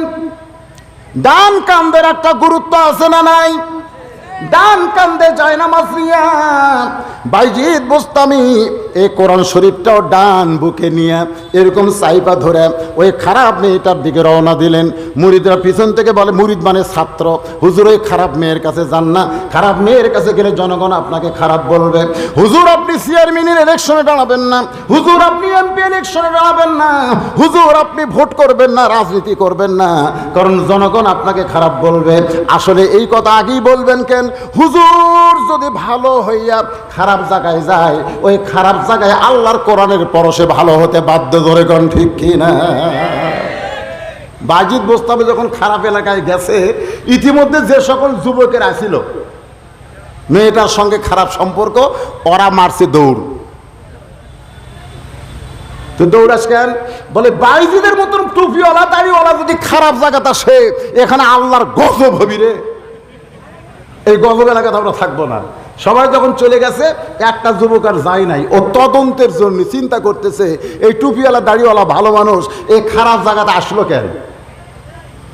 মেয়েটা যে ঘরের মধ্যে দেহ পেশা করে, তার দেওয়ালের এক পাশে ওই যুবকটা লুকিয়ে আছে তদন্তের জন্য। ধরে কোন কিসের জন্য? তদন্ত করার দরকার আছে না নাই? হ্যাঁ, লুকিয়ে আছে। ইতিমধ্যে বাইজিদ বোস্তামি ওই খারাপ মেয়েটার দরজায় ডান কান্দে জায়নামাজ, ডান বুকে আল্লাহর কোরআন এভাবে চেপে ধরছে।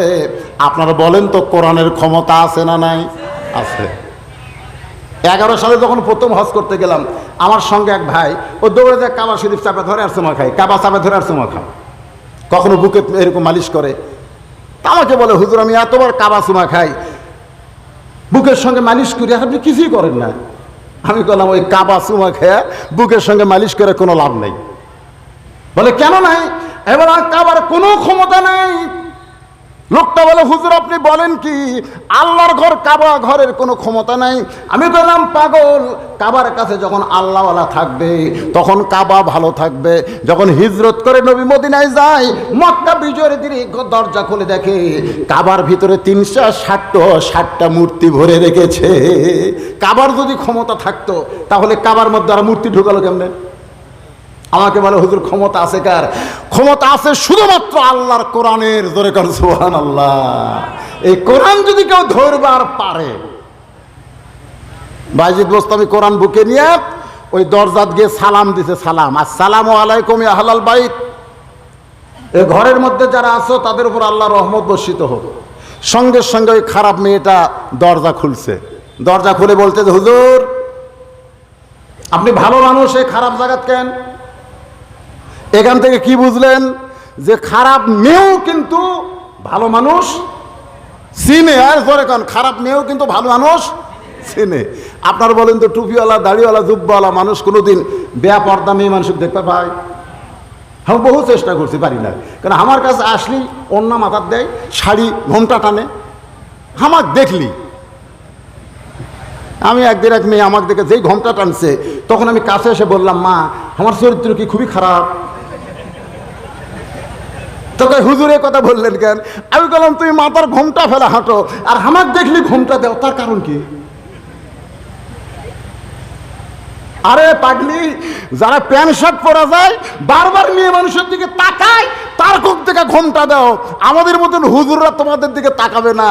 কারণ আল্লাহর আইন হলো, কুল্লিল মুমিনিনা ইয়াগুদ্দু মিন আবসারিহিম, যারা মুমিন হবে তাদের নজর থাকবে নিচের দিকে। জোরে কোন কথা ঠিক কিনা? তা আমি তো নিচের দিকে তাকাই যাই, তারপরে ঘোমটা দেওয়ার কারণ কি? মেয়েটা পতিতা হলেও, খারাপ হলেও, মাথায় টুপি, মুখে দাড়ি দেখে বলতে, যে হুজুর আপনি ভালো জায়গায় মানুষ, এই খারাপ জায়গায় কেন আসলেন? হুজুর আপনি মনে হয় রাস্তা ভুল করেছেন। সঙ্গে সঙ্গে বাইজিদ বোস্তামি বলতেছেন, তোমার ঘন্টার রেট কত? যেই কছে ঘন্টার রেট, তখন মেয়েটা ভাবতেছে, ই তো ভ্যাসে হুজুর রে। ভ্যাসে হুজুর বোঝেন না? আসল হুজুর না, ভ্যাস মানে সাইজের হুজুর। যেরকম বাংলাদেশে মাঝে মধ্যে নাটক সিনেমায় হুজুর স্বাস্থ্য, এটিএম শামসুজ্জামান, হুমায়ুন ফরিদি, যারা সিনেমা দেখছে, নাটক দেখছে, তারা দেখবেন ওরা একেবারে সেই হুজুর। মাথার টুপি, মুখর দাড়ি, জুব্বা পরে একটা মেয়ে মানুষ দেখে খপ করে ধরে। তখন নাটক সিনেমা যারা দেখে তারা কয়, কি এই হুজুর না লুচ্চা রে? মাথার টুপি, মুখর দাড়ি নিয়ে হুজুর হয়ে মেয়ে মানুষ ধরছে। ইতিমধ্যে শাকিব খান প্যান্ট শার্ট পরা, ক্লিন শেপ, ওই দৌড়ে এসে হুজুরের হাত থেকে মেয়েটাকে রক্ষা করেছে। তখন সবাই কয়, হুজুরের চাইতেই ভালো, হুজুর মেয়ে ধরে আর ই মেয়ে বাঁচায়। আসলে প্রত্যেকটা সিনেমায় ভিলেন হবে হুজুর আর লুচ্চা হবে নায়ক। জোরে গান কথা ঠিক কিনা? কথা কন। এগুলা কি আসল হুজুর না ভেজাল হুজুর? আমাদের বাংলাদেশে এরকম ভেজাল কিছু হুজুর আছে, যে হুজুরগুলো সমাজের মধ্যে ফিতনা করে, ফাসাদ করে, জঙ্গি সিএমবির কর্মসূচি পালন করে। ওরা কিন্তু আসল হুজুর না, এরা হলো ভেষের হুজুর। জোরে কোন কথা ঠিক কিনা? অথচ আসল হুজুরের দোষ হয়, আসল হুজুরের দোষ হয়। গত 3 দিন আগে ঘাদানি, ঘাদানি বোঝেন? ঘাদানি, ঘাতক দালাল নির্মূল কমিটির পক্ষ থেকে 116 জন হুজুর, কতজন হুজুর? 116 জন হুজুরের একটা তালিকা দেওয়া হয়েছে স্বরাষ্ট্রমন্ত্রী এবং দুদকের কাছে। 116 জন হুজুর, এই 116 জনের মধ্যে আমার নাম 18 নম্বরে আছে। 116 জনের মধ্যে আমি কত নম্বরে? 18 নম্বরে আছি। কার তালিকা হচ্ছে? কতক্ষণ কার তালিকা? সুরের, ডাকাতের, বাটপারের, দুর্নীতিবাদের কোনো তালিকা নাই। তালিকা হচ্ছে কার? হুজুরের তালিকা। হুজুর আপনি আসল না ভেজাল, এবারে সাইজ হবে। জোরে কোন কথা ঠিক কিনা? যেই বলছে ঘন্টার রেট কত, সঙ্গে সঙ্গে মেয়েটা বুঝবার পারছে, যে মাথায় টুপি দেয়, মুখে দাড়ি নিয়ে ঘন্টার রেট করে, ই তো আসল হুজুর না। রাগ করে বলতেছে 10 দিরহাম। বাইজিদ বোস্তামি বলতেছে 24 ঘন্টার বুকিং নিলাম। কয় ঘন্টা? যেই বলছে 24 ঘন্টার বুকিং নিলাম, যে বেটা তদন্ত করতেছে দেওয়ালের পাশে লুকা থেকে ওই মারছে দৌড়। অন্য যুবকেরা বলে দৌড়াস কেন? ও বলতেছে হুজুরের পাওয়ার আছে রে, হুজুরের পাওয়ার আছে। আমরা 1 ঘন্টায় বুকিং লিবার পারি না, আর হুজুর 24 ঘন্টা বুকিং লিছে। সুবহানাল্লাহ কবেন না? সুবহানাল্লাহ কবেন না? আসলে হুজুরের পাওয়ার কম না বেশি?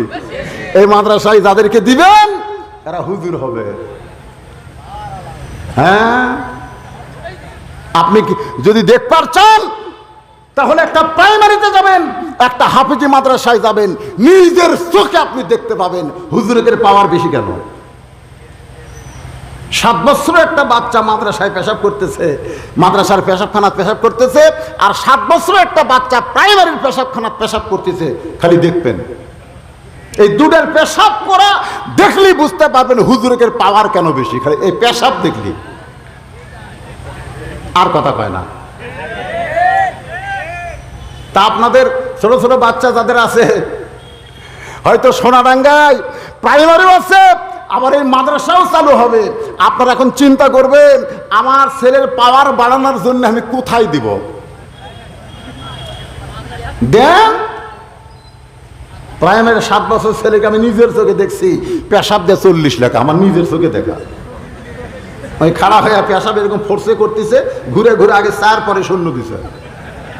এই পাগলা কি করলি? ওরা আটকাই বললাম তুই যে পেশাব করলি কোন ক্লাসে পড়িস? কয় 2 পড়ি। তুই ক্লাস 2 পড়িস, তোর স্যার তোরে শিখাইনি কেমনি পেশাব করা লাগে?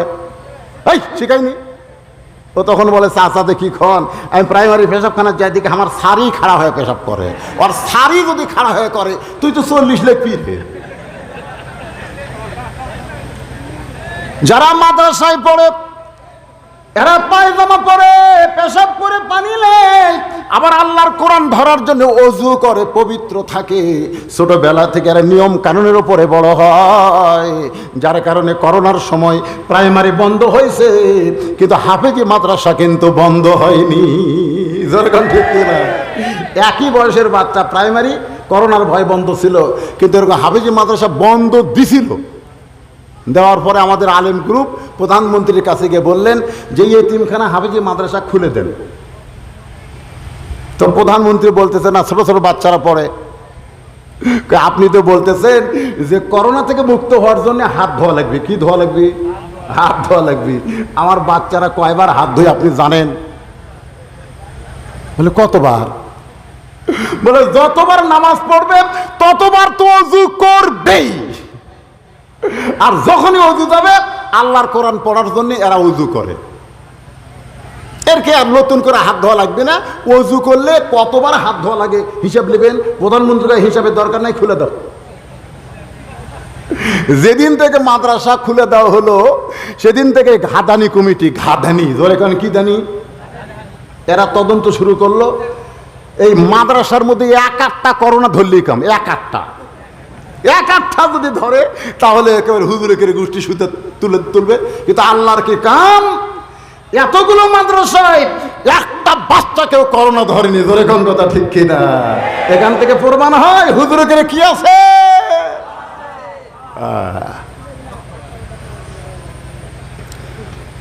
মেয়েটা বাইজিদ বোস্তামের ঘরে ঢুকে ডান কান্দের যায় নামাজ ওই ঘরের মধ্যে বিছাইলেন। কারণ ইবাদত করবার গেলে কয়েকটা জিনিস লাগবে, তার মধ্যে 1 নম্বর হলো শরীর পাক। জোরে কোন কি পাক? 2 নম্বর কি? না কাপড় পাক। জোরে কোন 2 নম্বর কি?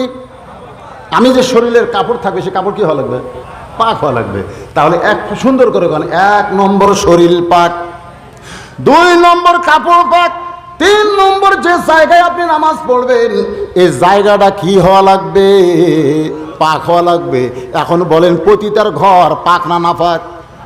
তাহলে নাপাক ঘরকে পাক করতে গেলে কি বিছান লাগবে? জোরে কোন কি বিছান লাগবে? জায়নামাজ বিছাইছে হযরত বাইজিদ বোস্তামি। জায়নামাজ বিছায়া ওই জায়নামাজের উপরে সালাতুল হাজত, উদ্দেশ্য পূরণের নামাজ 4 রাকাত। জোরে কোন কয় রাকাত?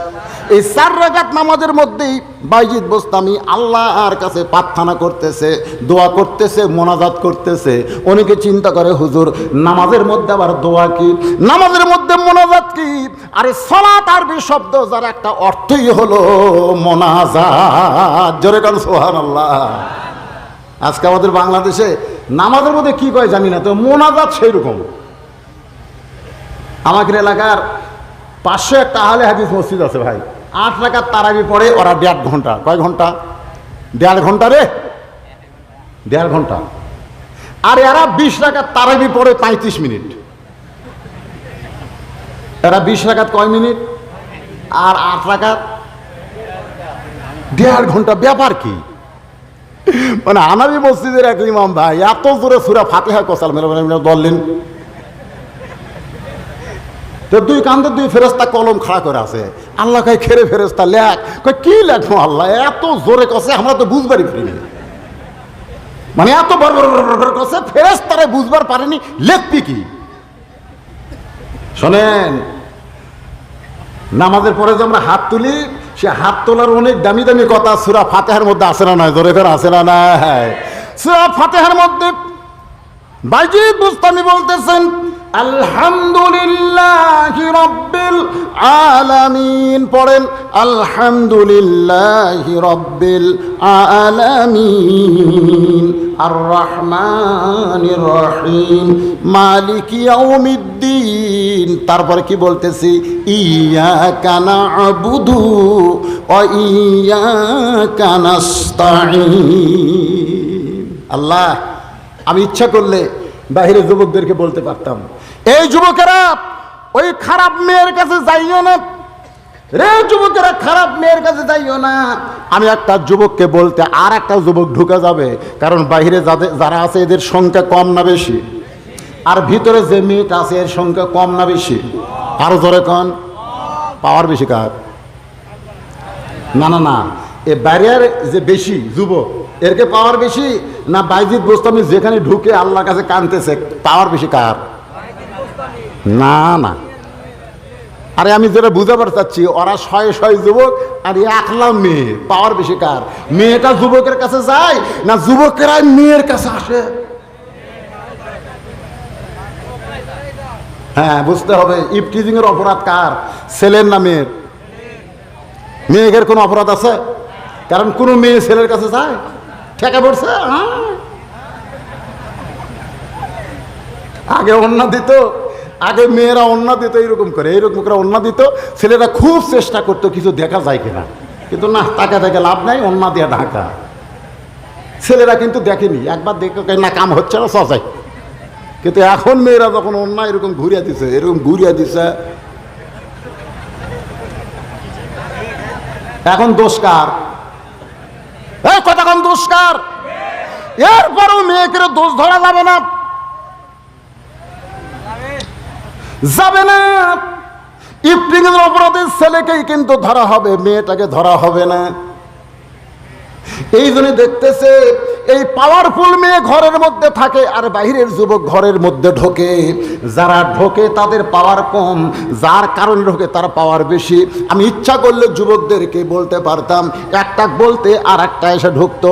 এই জন্য আমি বাইরের যুবকদের কাছে না গিয়া আমি অন্দরমহলে ঢুকে পাওয়ারফুল মেয়েটাকে ভালো করবার চাই।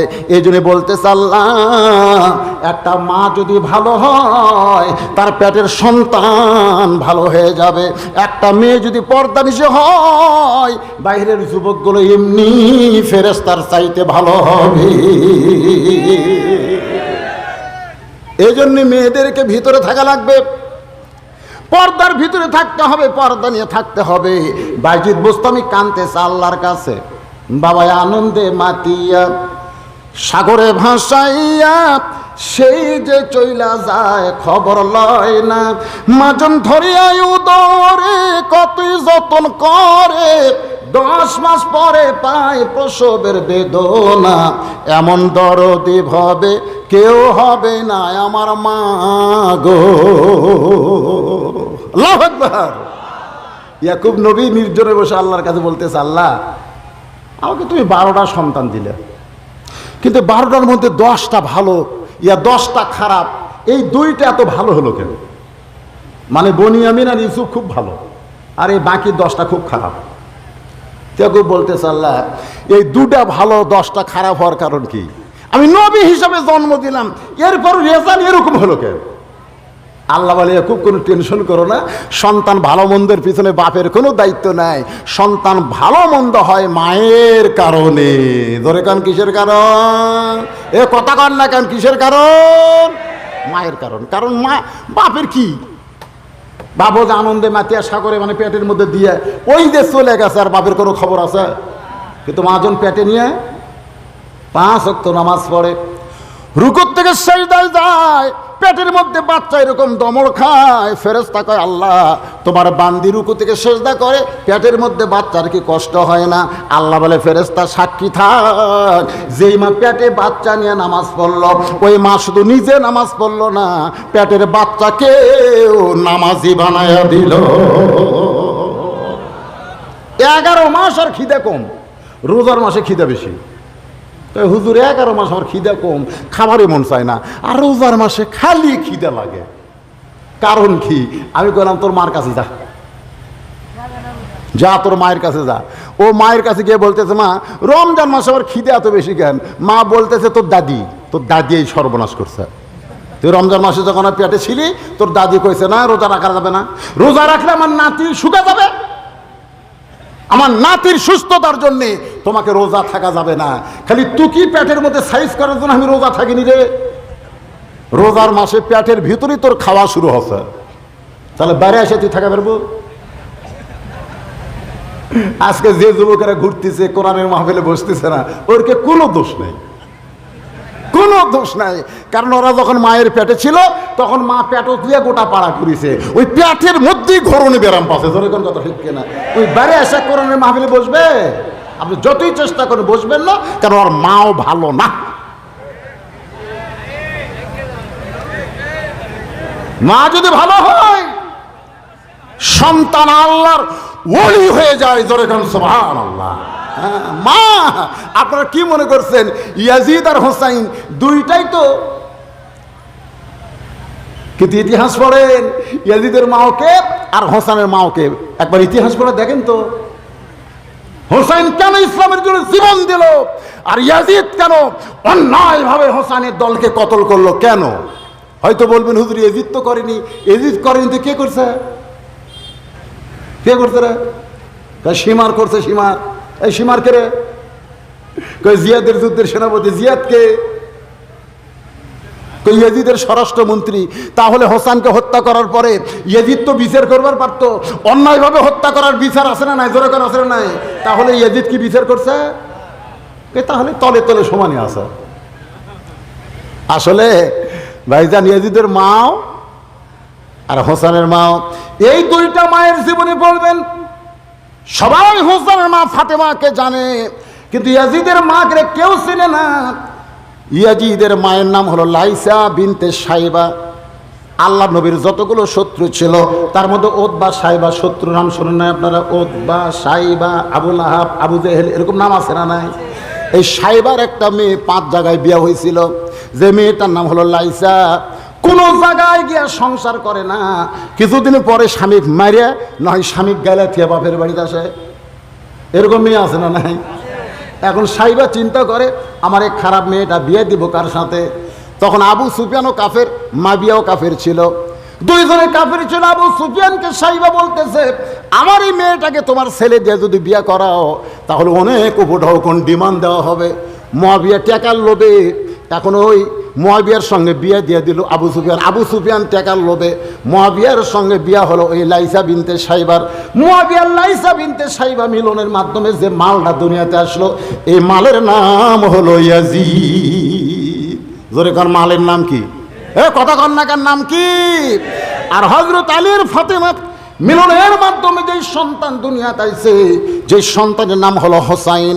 এখন মা যদি ভালো হয়, বাইজিদ বলতেছে আল্লাহ আমি বাহিরে না গিয়ে হেড অফিসে ঢুকে তোমার কাছে কাঁদতেছি, এই মেয়েটা যদি ভালো হয়ে যায় আল্লাহ, তাহলে যুবকগুলো দরজার থেকে ফেরত যাবে, আর কোনোদিন এই ঘরের মধ্যে ঢুকবে না। মাবুদ গো, শত শত যুবকের ভালোর জন্যে এই খারাপ মেয়েটাকে তুমি ভালো করে দাও। আল্লাহর কাছে কাঁদতেছে। তোরে কোন কার কাছে? কয় রাকাত? 4 রাকাতের ভিতরে 3 রাকাতের গিয়ে বাইজিদ বোস্তামি কি অ্যাঙ্গেল করছে? অ্যাঙ্গেল বোঝেন না? নামাজ পড়তে পড়তে একটু একটু দেখা যাবি তো। আমি সেজদা দেওয়ার সময় দেখি আমার পাশের এক ভাই এমনভাবে হাত দিছে একেবারে মাথার ওই পার। সেজদার সময় হাত কান বরাবর থোয়া লাগবে না, বুঝতেছে না নামাজের, ওরা হাত চলে গেছে মাথার ওই পার। নামাজ শেষ করে বললাম, কে রে তোর হাত যে মাথা ছাড়া যায়, হক দেখলেন কেমনে? আমার হাত যে মাথা ছাড়া পার হয়ে আছে আপনি দেখলেন কেমনি? আমি বললাম অ্যাঙ্গেলে দেখছি, অ্যাঙ্গেলে, এরকম অ্যাঙ্গেলে একটু দেখা যায়। আমলে কাসির আমলে কালিল আছে ভাইজান। আপনি এরকম দুই হাত বাঁধতে আছেন, হঠাৎ একটা মশা আপনার কানের উপর পড়ে সেই কামড় দিচ্ছে, আপনি আমাদের খুশু নষ্ট হচ্ছে, তাহলে একটা হাত দিয়ে আপনি এরকম মশা তাড়াবার পারবেন? পারবেন? এক হাত দিয়ে। দুই হাত ছাড়া দিন কি করা হবে? এক হাত ছাড়া দেওয়া যাবে, একটু অ্যাঙ্গেল ট্যাঙ্গেল মারা যাবে, অসুবিধা নেই। বাইজিদ বুস্তামি 3 রাকাতের পরে একটু চোখ টেলা করে দেখতেছে মেয়েটা খালি শাস্তেইছে। বাইজিদ বুস্তামি 4 রাকাত নামাজ কমপ্লিট করে আল্লাহকে বললেন, আল্লাহ তোমার নামাজ দিয়ে কাম হলো না, তো নামাজ দিয়ে যদি কাম না হয় তারপরে আর একটা পাওয়ার আছে না নাই? জোরে কোন আছে না নাই? বাইজিদ বুস্তামি কয় পাওয়ার নিয়ে গেছে? 2টা। এই গ্রামে নামাজ আছে না নাই? আমি শুনলাম 8 পাড়ায় 14টা মসজিদ আছে। এই সোনাডাঙ্গায় কয় মসজিদ? আমাকে এখন 14টার কথা বলো, কয়টা আছে? 35টা মসজিদ। ইউনিয়ন না, এই গ্রামের কথা বলতেছি। তার মানে মসজিদ আছে, নামাজ আছে, জোরে গান ঠিক, এ কথা কর না কেন? বাইজিদ বুস্তামি নামাজ দিয়ে দেখলেন কাম হয় না। আসরের নামাজ পড়ে জমির আল কাটা চারিদিকে তাকায়। তার মানে কি বোঝা গেল? নামাজ দেওয়া যখন হবে না, তাই বলে মুসলমান আশা ছাড়বে না, কারণ মুসলমানের সবচাইতে আল্লাহ দেওয়া পাওয়ার আছে না নাই? জোরে কোন, তার নাম কি? লিল্লাহে তাকবীর। ওমর ফারুক চোখের পানি বের করে বলে, রাখাল ভাই আমার ভুল হয়ে গেছে। রাখাল বলতে যে ভুলটা যখন স্বীকার করছো তাহলে তওবা করো। ওমর ফারুক বললেন, আমি তওবা করতেছি। রাখাল বলে, তুমি মূর্খ মানুষ, তুমি তওবা কেমনে করবা? ওমর ফারুক চমকে বলে, রাখাল আমার মধ্যে মূর্খামির কি দেখলাম? রাখাল বলতেছে, সাওয়ার ব্যাপারে যে সতর্ক হয় না সে সবচাইতে বড় মূর্খ। যত বড় শিক্ষিত ডক্টর কামাল হোক না কেন, সাওয়ার ব্যাপারে সতর্ক হওয়ার আছে না নাই? আপনার ডক্টর কামালের গ্রুপ গত নির্বাচনের আগে সিলেটের শাহজালাল মাজারে গেছিল, সেবার পেপারে হেডলাইন হয়েছে, ওই গ্রুপের সবাই মাজারে গিয়ে বলতেছে, বাবা এবার আমরা ঐক্য জোট করে ভোটর জমাছি। বাবা কোথায় গিয়ে হাত তুলছে? হ্যাঁ জোরে কোন, কোথায় গিয়ে? আল্লাহ বলেছেন, আস্তাইনু বিস-সাবরি ওয়াস-সালাহ, আমার কাছে কিছু পাবার চাইলে ধৈর্য নামাজ নিয়ে চাও। ওরা নামাজ টামাজ কিছু নেই, মাজারে যায়, বাবা আমরা ভোটর দাঁড়াছি। বাবা আপনারা বলেন তো, ডক্টর কামাল শিক্ষিত না মূর্খ? শিক্ষিত। বাংলাদেশের মানুষের কাছে শিক্ষিত যদি না হয় তো সংবিধান কেমনে লিখলো? ডক্টর কামালের সংবিধানকে প্রত্যেকটা নেতা বলে পবিত্র সংবিধান। জোরে কোন কথা ঠিক কিনা? বলে কি বলে না? এরা কোরআনকে পবিত্র না বুঝলেও সংবিধানকে পবিত্র মনে করে। তাই রে, চিন্তা করে দেখেন, সে ডক্টর কামাল এত বড় শিক্ষিত হয়ে চাইছে কার কাছে? রাখাল বলে যে চাওয়ার ব্যাপারে সতর্ক হয় না সে সবচাইতে বড় মূর্খ। তুমি মূর্খ, তুমি তওবা কেমনে করবা? মানে আমি তওবা করাই, তুমি আমার সঙ্গে তওবা পড়ো।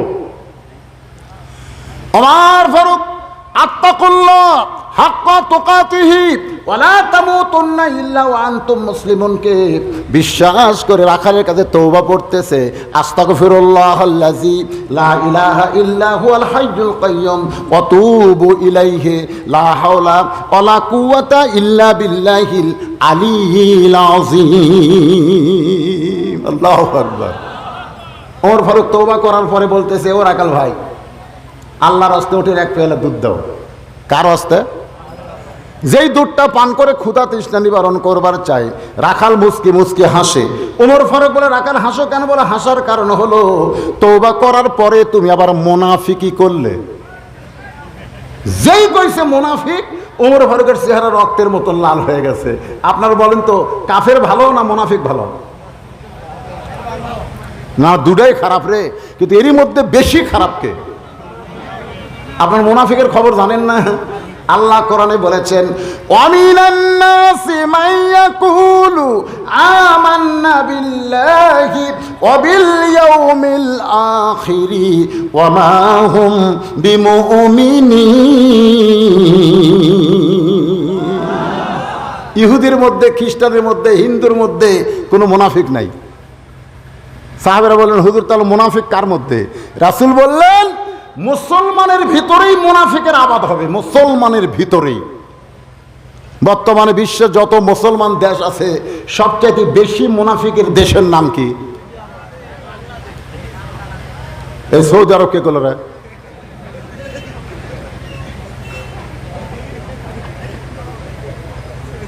তুমি মনে মনে তওবা পড়ো বাবা। আমি নিজে দেখছি তো মদিনার এক তেলের দোকানে, আমি খালি ঢুকা বলতেছি আসল জয়তুনের তেল দেন, আসল। ওটা বাংলাদেশেরও কিছু লোক আছে, তো যেই বলছে আসল না আপনার জয়তুনের তেল দেন, এই কথা বলা মাত্রই দোকানের যিনি মালিক বসে আছেন, মান্নো কুল্লু হারাম, মান্নো মান্নো কুল্লু হারাম, যেই কইছে ওই কর্মচারী আমার মারছে ধাক্কা। আমি ধাক্কার চোটে বাইরে আসলাম। কে রে? আমি শুধু আসল জয়তুনের তেল চাইছি, মান্নো কুল্লু হারামকে আমাকে ধাক্কা মারলো কেন? বাইরে এসে থেকে বাংলাদেশে একজন, আমি জিজ্ঞাসা করলাম, ভাই এই মামলুকুল্লাহ হারামকে আমাকে মারছে ধাক্কা, কারণ কি? বলে আপনি দোষ কি করছেন? আমি বললাম খালি কয়েছে আসল জয়তুনের তেল দেন। এটাই তো মারাত্মক দোষ, যেখানে নকলি নাই সেখানে আসল চাইছেন কেন? যখন আপনি আসল চাচ্ছেন তখন দোকানদার মনে করছে আপনি ভেজাল দেশের লোক, কারণ ভেজাল দেশের লোক ছাড়া আসল চাবি না। আপনি ভেজাল দেশের লোক দেখে আসল চাচ্ছেন, আমাদের বাংলাদেশ ভেজাল, এই জন্য আমরা আসল খুঁজি। ধরে কোন কথা ঠিক কিনা? তেল নাই, তেল নাই, আয় হায় তেল নাই। সেদিন এক দোকান খুঁজে দেখে গুদামের তলে আন্ডারগ্রাউন্ড করে হাজার হাজার বোতল বার করছে। ফেসবুকের কল্যাণে আমরা সব দেখতে পাচ্ছি। একটু মনোযোগ দিয়ে শুনবেন। ওমর ফারুক চেহারা লাল করে বলতেছেন, রাখাল ভাই আমার মধ্যে মুনাফিকের কি দেখলে? রাখাল বলতেছে, লিমা তাকুলু মা লা তাফালুন, তোমার মুখের সাথে কাজের মিল নাই। যেই বলছে তোমার মুখের সাথে মনের মিল নাই, ওমর ফারুক বলে, রাখাল তুমি কি বুঝাবার চাও? রাখাল বলতে, তুমি সত্যি করে বলো তো আমি উটের মালিক? সত্যি করে বলো, আমি যদি উটের মালিক হতাম তুমি আমাকে রাখাল বলতে না, আর যখন আমাকে রাখাল বলছো তখন তোমার মন বলতেছে আমি উটের মালিক না। আর মালিক বাদ দা রাখালের কাছে কেউ যদি আল্লাহর হস্তেও চাই, রাখাল দিবার পারবে? আর ওয়াজের ক্যাসেটে শুনছেন, তার মধ্যে একটা রাখাল হলাম আমি একটা রাখাল। টেস্ট থেকে নামছি, দৌড়ে এসে আমার হাতে 100 টাকা দিয়ে কয়, হুজুর দোয়া করেন। আমি বলে, কি দোয়া বাবা? বলে, আমার বইয়ের পেটে বাচ্চা হয়েছে, আল্লাহ যেন একটা পুত্র দেয়। আমি পকেট থেকে 200 বের করে দিলেন। হুজুর আমি তো টাকা চাইনি, দোয়া চাইছি। আমি বললাম, পাগলা, আমি 3টা মেয়ের বাপ, আমার দোয়া দিয়ে যদি পুত্র হতো তাহলে 3টার মধ্যে আল্লাহ আমাকে একটা পুত্র দিত। কারণ যতবার আমার বইয়ের পেটে বাচ্চা হয়েছে প্রত্যেকবার আমি কইছি, আল্লাহ আগে তো মেয়ে দিলা, এবার একটা ছেলে দাও। কিন্তু পরপর 3টা মেয়ে হচ্ছে রে। আমার দোয়াতে আমার বইয়েরটাই পরিবর্তন হয়নি, মেয়ে হচ্ছে, আর তোর বইয়েরটা হবে। তখন বলতেছে, হুজুর তাহলে আপনি টাকা আপনি নেন, আমারটা আমাকে দেন। যে ওর 100 টাকা দিছি, মারছে দৌড়। আমি খপ করে হাত ধরে বললাম, কোথায় যাস? বলে, যে হুজুরের বেটা চলাছে আমি তার কাছে দোয়া চাবো। আমি বললাম, পাগলা, কোনো হুজুরের কাছে, কোনো পীরের কাছে, কোনো বাবার কাছে, কোনো মাজারে চাওয়া যাবে না। পাইতে যদি চাও কেবলমাত্র আল্লাহর কাছে চাইতে হবে। ধরে কোন কথা ঠিক? রাখাল বলে, পথিক। ওমর ফারুককে বলতে যে, পথিক সত্যই যদি আল্লাহর রাস্তে তুমি উটের 1 পেলা দুধ চাও, তাহলে এখান থেকে 10 মাইল দূরে মালিকের বাড়ি। ওই মালিকের বাড়ির দরজা গিয়ে বলো, মালিক তোমার রাখাল উট আর দুম্বা চড়াই, তুমি মালিক যদি হুকুম দাও তাহলে রাখাল আল্লাহর রাস্তে উটের 1 পেলা দুধ দিবে। ওমর ফারুক বলতে, রাখাল ভাই অত দূর মালিকের বাড়ি যাওয়ার দরকার আমার নাই, বরং তোমাকে 2টা টাকা দিলাম, এই 2টা টাকার বিনিময়ে তুমি উটের 1 পেলা দুধ দাও। রাখাল চিল্লায় বলে, পথিক তুমি কি হযরত উমরকে চেনো? রাখাল ওমর ফারুককে বলে, পথিক, পথিক মানে পথে যারা চলে তারা হলো পথিক। পথিক তুমি কি হযরত উমরকে চেনো? উমরকে যদি চিন্তা এরকম বেসাইজা কথা বলতে না, বলে কিসের বেসাইজ? বেসাইজ বোঝো না? উমরের গুপ্ত বাহিনী ঘুরঘুর করতেছে, যদি দূর থেকে দেখতে পারবা তুমি আমাকে 10 টাকা 2 টাকা ঘুষ দিছে, আর আমি মালিকের অনুমতি ছাড়া তোমাকে 1 পেয়ালা দুধ দিলাম, তাহলে তোমাকেও ধরবে আমাকেও ধরবে। এই বয়সে ধরে পড়বার চাও? আমার ফারুক বলে রাখাল ভাই, তাহলে চলো পাহাড়ের গুহার মধ্যে যাই, এই গুহার মধ্যে গিয়া তোমাকে গোপনে 2টা দিরহাম দিব, আর তুমি গোপনে ওটের 1 পেলা দুধ দিবে, তাহলে তোমাকেও ধরতে পারবে না আমাকেও ধরতে পারবে না। এবার রাখাল চিল্লায় বলে, ভণ্ড তুমি, ভণ্ড তুমি, ভণ্ড। ওমর ফারুক বলে, রাখাল আমার মধ্যে ভণ্ডামির কি দেখলা? রাখাল বলতেছে, পথিক পাহাড়ের গুহার মধ্যে দেওয়া না করলে ওমরের গুপ্ত বাহিনী দেখতে পাবে না, আমার মালিকও জানতে পারবে না, কিন্তু রাখালের আল্লাহ দেখতে পায়। আত্তাকুল্লাহ হাক্কা তুকাতিহি, যেখানে কেউ দেখতেছে না, কে দেখতেছে? আল্লাহ। আর লেখা রাখছে এখানে সিসি ক্যামেরা আছে। প্রত্যেকটা দামি মার্কেট এরকম নাই, এখানে সিসি ক্যামেরা আছে। তখন কি রে? CC camera. দরজা বন্ধ করে কাম সারছে, সকালে এসে গল্প মারতেছে, আমি একলাই 50টা মারছি রে। তুই একলা 50টা মারলু, কেউ দেখিনি, দরজা বন্ধু দেখবি কে? 2 কান্দের 2 ফেরেশতা আল্লাহ কয়, আল্লাহ এই শয়তান কে? আল্লাহ আরে বাড়ি কুটি এই যে কয় দেখবি কে? তোমরা কান্দত কি ঘুম পাড়তেছি? তোমার প্রত্যেকটি কাজ 2 কান্দের ফেরেশতা রেকর্ড করতেছে। তোর এখন কথা ঠিক কথা কর না কেন? রে যুবকেরা, পর্দার অন্তরালের মা বোনেরা, আমার বাবাজিরা একটু মনোযোগ দিয়ে শোনেন। ওমর ফারুক এক দৌড়ে পাহাড়ের পাদদেশে গিয়া জায়নামাজ দিয়া শুকরাতার নামাজ পড়ে আল্লাহকে বলতেছে, আল্লাহ আত্তাকুল্লাহ হাক্কা তুকাতিহি, নিজের চোখে আমি দেখেছি আল্লাহর কোরআন যখন সমাজের মধ্যে চালু হয়ে যায়, তখন আল্লাহ তুমি কোথায় আছো এই দিকে ইমানদারের কোনো খেয়াল না থাকলেও, কেউ না দেখলেও তুমি দেখতেছো, এই বিশ্বাস তার কলিজায় জমা দেয়। ধরে কারণ সুবহানাল্লাহ। রাখাল পিছনে এসে বলে, যতই কান্দো কাম হবে না, যতই কান্দো কাম হবে না, উটের দুধ তোমাকে দেওয়া গেল না।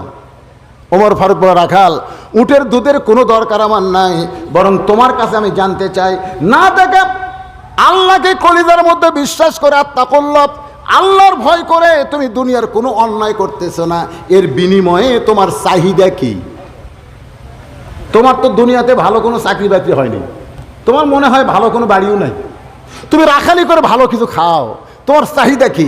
সঙ্গে সঙ্গে রাখাল বলে, পথিক আমার চাহিদা যদি শুনতে চাও, আমার চাহিদা হলো রব্বানা। পড়েন, রব্বানা আতিনা ফিদ দুনিয়া হাসানাতাও ওয়া ফিল আখিরাতি হাসানা ওয়া কিনা আযাবান্নার। বাইজিদ বোস্তামির নামাজের 4 রাকাত শেষ, এখন পাওয়ার কি আছে? এবার বাইজিদ বোস্তামি ওই জায়নামাজে বিছে আল্লাহর কোরআন এরকম বের করে কোরআন থেকে তেলাওয়াত করতেছেন, ইন্নামাল মুমিনুনাল্লাযীনা ইযা যুকিরাল্লাহু ওয়াজিলাত কুলুবুহুম ওয়া ইযা তুলিয়াত আলাইহিম আয়াতুহু যাদাতুহুম ঈমানা ওয়া আলা রাব্বিহিম ইয়াতাওয়াক্কালুন। যখন বাইজিদ বোস্তামি আল্লাহর কোরআন তেলাওয়াত করতেছে, এমন সময় যে মেয়েটা এতক্ষণ কি করছে? খালি সাজিছে, খালি সেজেছে, ওই মেয়েটাই মাথায় ঘোমটা দিচ্ছে। দেখেন আল্লাহ পারে কি পারে না? জোরে কোন পারে কি পারে না? মাথায় ঘোমটা দিয়া বাইজিদ বোস্তামির পিছনে বসেছে। পিছনে বসে বলে, হুজুর হুজুর, এই ঘরের মধ্যে যারা ঢোকার পরে তারা কিছুক্ষণ আমার সাজন গোজন দেখে, তারপরে এক টানে কাপড় খুলে আমার সঙ্গে খারাপ ব্যবহার করে। আপনি প্রথম দেখলাম আমার ঘরে ঢুকে আল্লাহর কাছে কাঁদতেছেন আমার জন্যে। সোনাল্লাহ কবেন না? ওমান আহসানু কওলাম মিম্মান দা ইলাল্লাহ ওয়া আমিলা সালিহান অকালা ইন্নানি মিনাল মুসলিমিন। সুবহানাল্লাহ। মেয়েটা বাইজিদের পিছনে বসেছে, কারণ আছে। বাংলাদেশে এবার একটা গান বাইর হয়েছিল ওয়াজের প্রথম দিকে, দেখবেন প্রত্যেক বক্তার ওয়াজ ওই গানের একটা অংশ আছেই। বাদাম বাদাম শোনেননি আপনারা? মুরব্বীরা মনে হয় শোনেননি, শোনেন নাই? কয়দিন চলছে এই কাঁচা বাদাম? কয়দিন চলছে? 15-20 দিন পরে কেউ যদি আরেকবার কয়, যত সুপারহিট গানই বাংলাদেশে আসুক, 2-1 মাস পরে মানুষ আর শুনবার চায় না। আর আপনি 10 বছর থেকে নামাজ শুরু করছেন, এখন আপনার বয়স হলো 60 বছর। আপনি 50 বছরের প্রত্যেক রাকাতে সূরা ফাতিহা পড়তেছেন। আজ পর্যন্ত কোনোদিনকে আপনার মনে হয়েছে এতবার সূরা ফাতিহা পড়তেছে আর ভালো লাগতেছে না রে, আর পড়বো না, এরকম মনে হয়েছে? কি মনে হয় আপনাকে রে? এখন আপনারা বলেন এই কোরআনের পাওয়ার আছে না নাই? এখানে ক্লাব ভাঙ্গা সেই কোরআনের মাদ্রাসা এখানে করা হবে। এই কোরআনকে যারা ভালোবাসেন, এতক্ষণ ওয়াজ শোনার পরে বাকি ওয়াজ আপনারা শুনবেন, এই নিয়তে আমি আপনাদের বলবো, যারা কোরআনকে ভালোবাসেন কারা কারা আল্লাহকে একটু হাত তুলে দেখান। লিল্লাহি তাকবীর। আমার ভাই, ভাই বলা যাবে না, আমার বাপ জান, আমার বাবার নাম আবুল হোসেন, ওনার নামও তাই। কাল ওর মানুষের সুবার ভাই চাচা, উনি বলেছেন যে বাপজান একটু মাদ্রাসা করবে, তো সবার কাছে একটু ব্যাগ বুক যাবে, ওয়াজের একটা পয়েন্টে এসে ব্যাগটা ছাড়া দিলে ভালো হয়। তা আমি আজকে ওয়াজের শুরু থেকে পর্যন্ত দেখতেছি আপনারা মনোযোগ দিয়ে শুনতেছেন, আলহামদুলিল্লাহ। যা বলতেছি আপনারা বুঝবার পারতেছেন, শুনতেছেন। তো এখন এই কথাটা কি আপনারা বুঝবার পারলেন যে আপনাদের কাছে ব্যাগ যাবে? বুঝতে পারছেন? কারা কারা ব্যাগের মধ্যে টাকা দিবেন তারা একটু হাত তুলে দেখেন তো। যারা যারা দিবেন, খবরদার যারা দিবেন না তারা যেন হাত তোলেন না, টান টান করে তোলেন, হাত নামান, হাত নামান। কারা কারা দিবেন না তারা হাত তোলেন। তার মানে বোঝা গেল সবাই দিবেন, একজনও নেই। কে হাত তুলছে? না না, বুঝবার পারেনি। এত সুন্দর চেহারায় 1 টাকাও নাই। কারো তো করছিল, কারো তো করছিল, কিসের দিবার পারবে না? ছেলেরা আপনি বোঝেন, এখনকার ছেলেরা প্রতি সপ্তাহে 200-300 টাকা নেট কিনে, ইন্টারনেট কিনে। সব সময় এরা পাগলের মতন খালি এই মোবাইলটা খালি এই টিস টিস করতেছে। রাস্তার পাশে এক ছেলে এরকম ফ্রি ফায়ারে ডুবে গেছে, ওই রাস্তাতে একটা কুত্তা যাচ্ছে, কুত্তা যায় আর চিন্তা করে, কে রে? কুত্তারও কিন্তু চিন্তা আছে, এ হয় বসে থাকে, কে রে? পিঠে যায় আর নাক দিয়ে পিঠ শুনতেছে, পিঠ শুঙ্গে তাকে লড়ে না, চড়ে না, কোনো খেয়াল নাই। কুত্তা মনে করছে হয় গাছের গোড়া হবি নয় পাথর হবি, এই মনে করে বাম ঠ্যাং তুলে মারছে পেশাব। যে পেশাব মারছে তখনই পিঠ ঘুরে থাকে, ওরে বাবা কুত্তে যাচ্ছে। এখনকার ছেলেরা এত পাগল হয়ে গেছে ইন্টারনেটকে, টাকা নাই বলতেছে। ব্যাগালা ফাটি কোথায় রে? ব্যাগালা কোথায়? আছে আছে, ব্যাগালা নাই মানে ওই দেখেন। আপনারা শোনেন, সবাই দান করবেন। ব্যাগের মধ্যে 10 টাকা, 20 টাকা, 50 টাকা দেওয়ার লোক অনেক আছে, কিন্তু এখানে আল্লাহর কোরআন শরীফ দান করবেন। যেরকম একটা কোরআন এখানে কিন্তু আমি চাই পেয়ে গেছি যে আল্লাহর এক বান্দা বাপ মার কবরে গেছে, তার জন্য রুহের মাগফিরাতে একটা কোরআন শরীফ দান করছে। আপনারা এরকম করে কোরআন শরীফ যদি দান করেন তাহলে কোরআন দেওয়া লাগবে না, কোরআনের বিনিময়ে মাত্র 200 টাকা দেবেন, একটা কোরআন দানের সওয়াব আল্লাহ আপনাকে দিয়ে দিবে।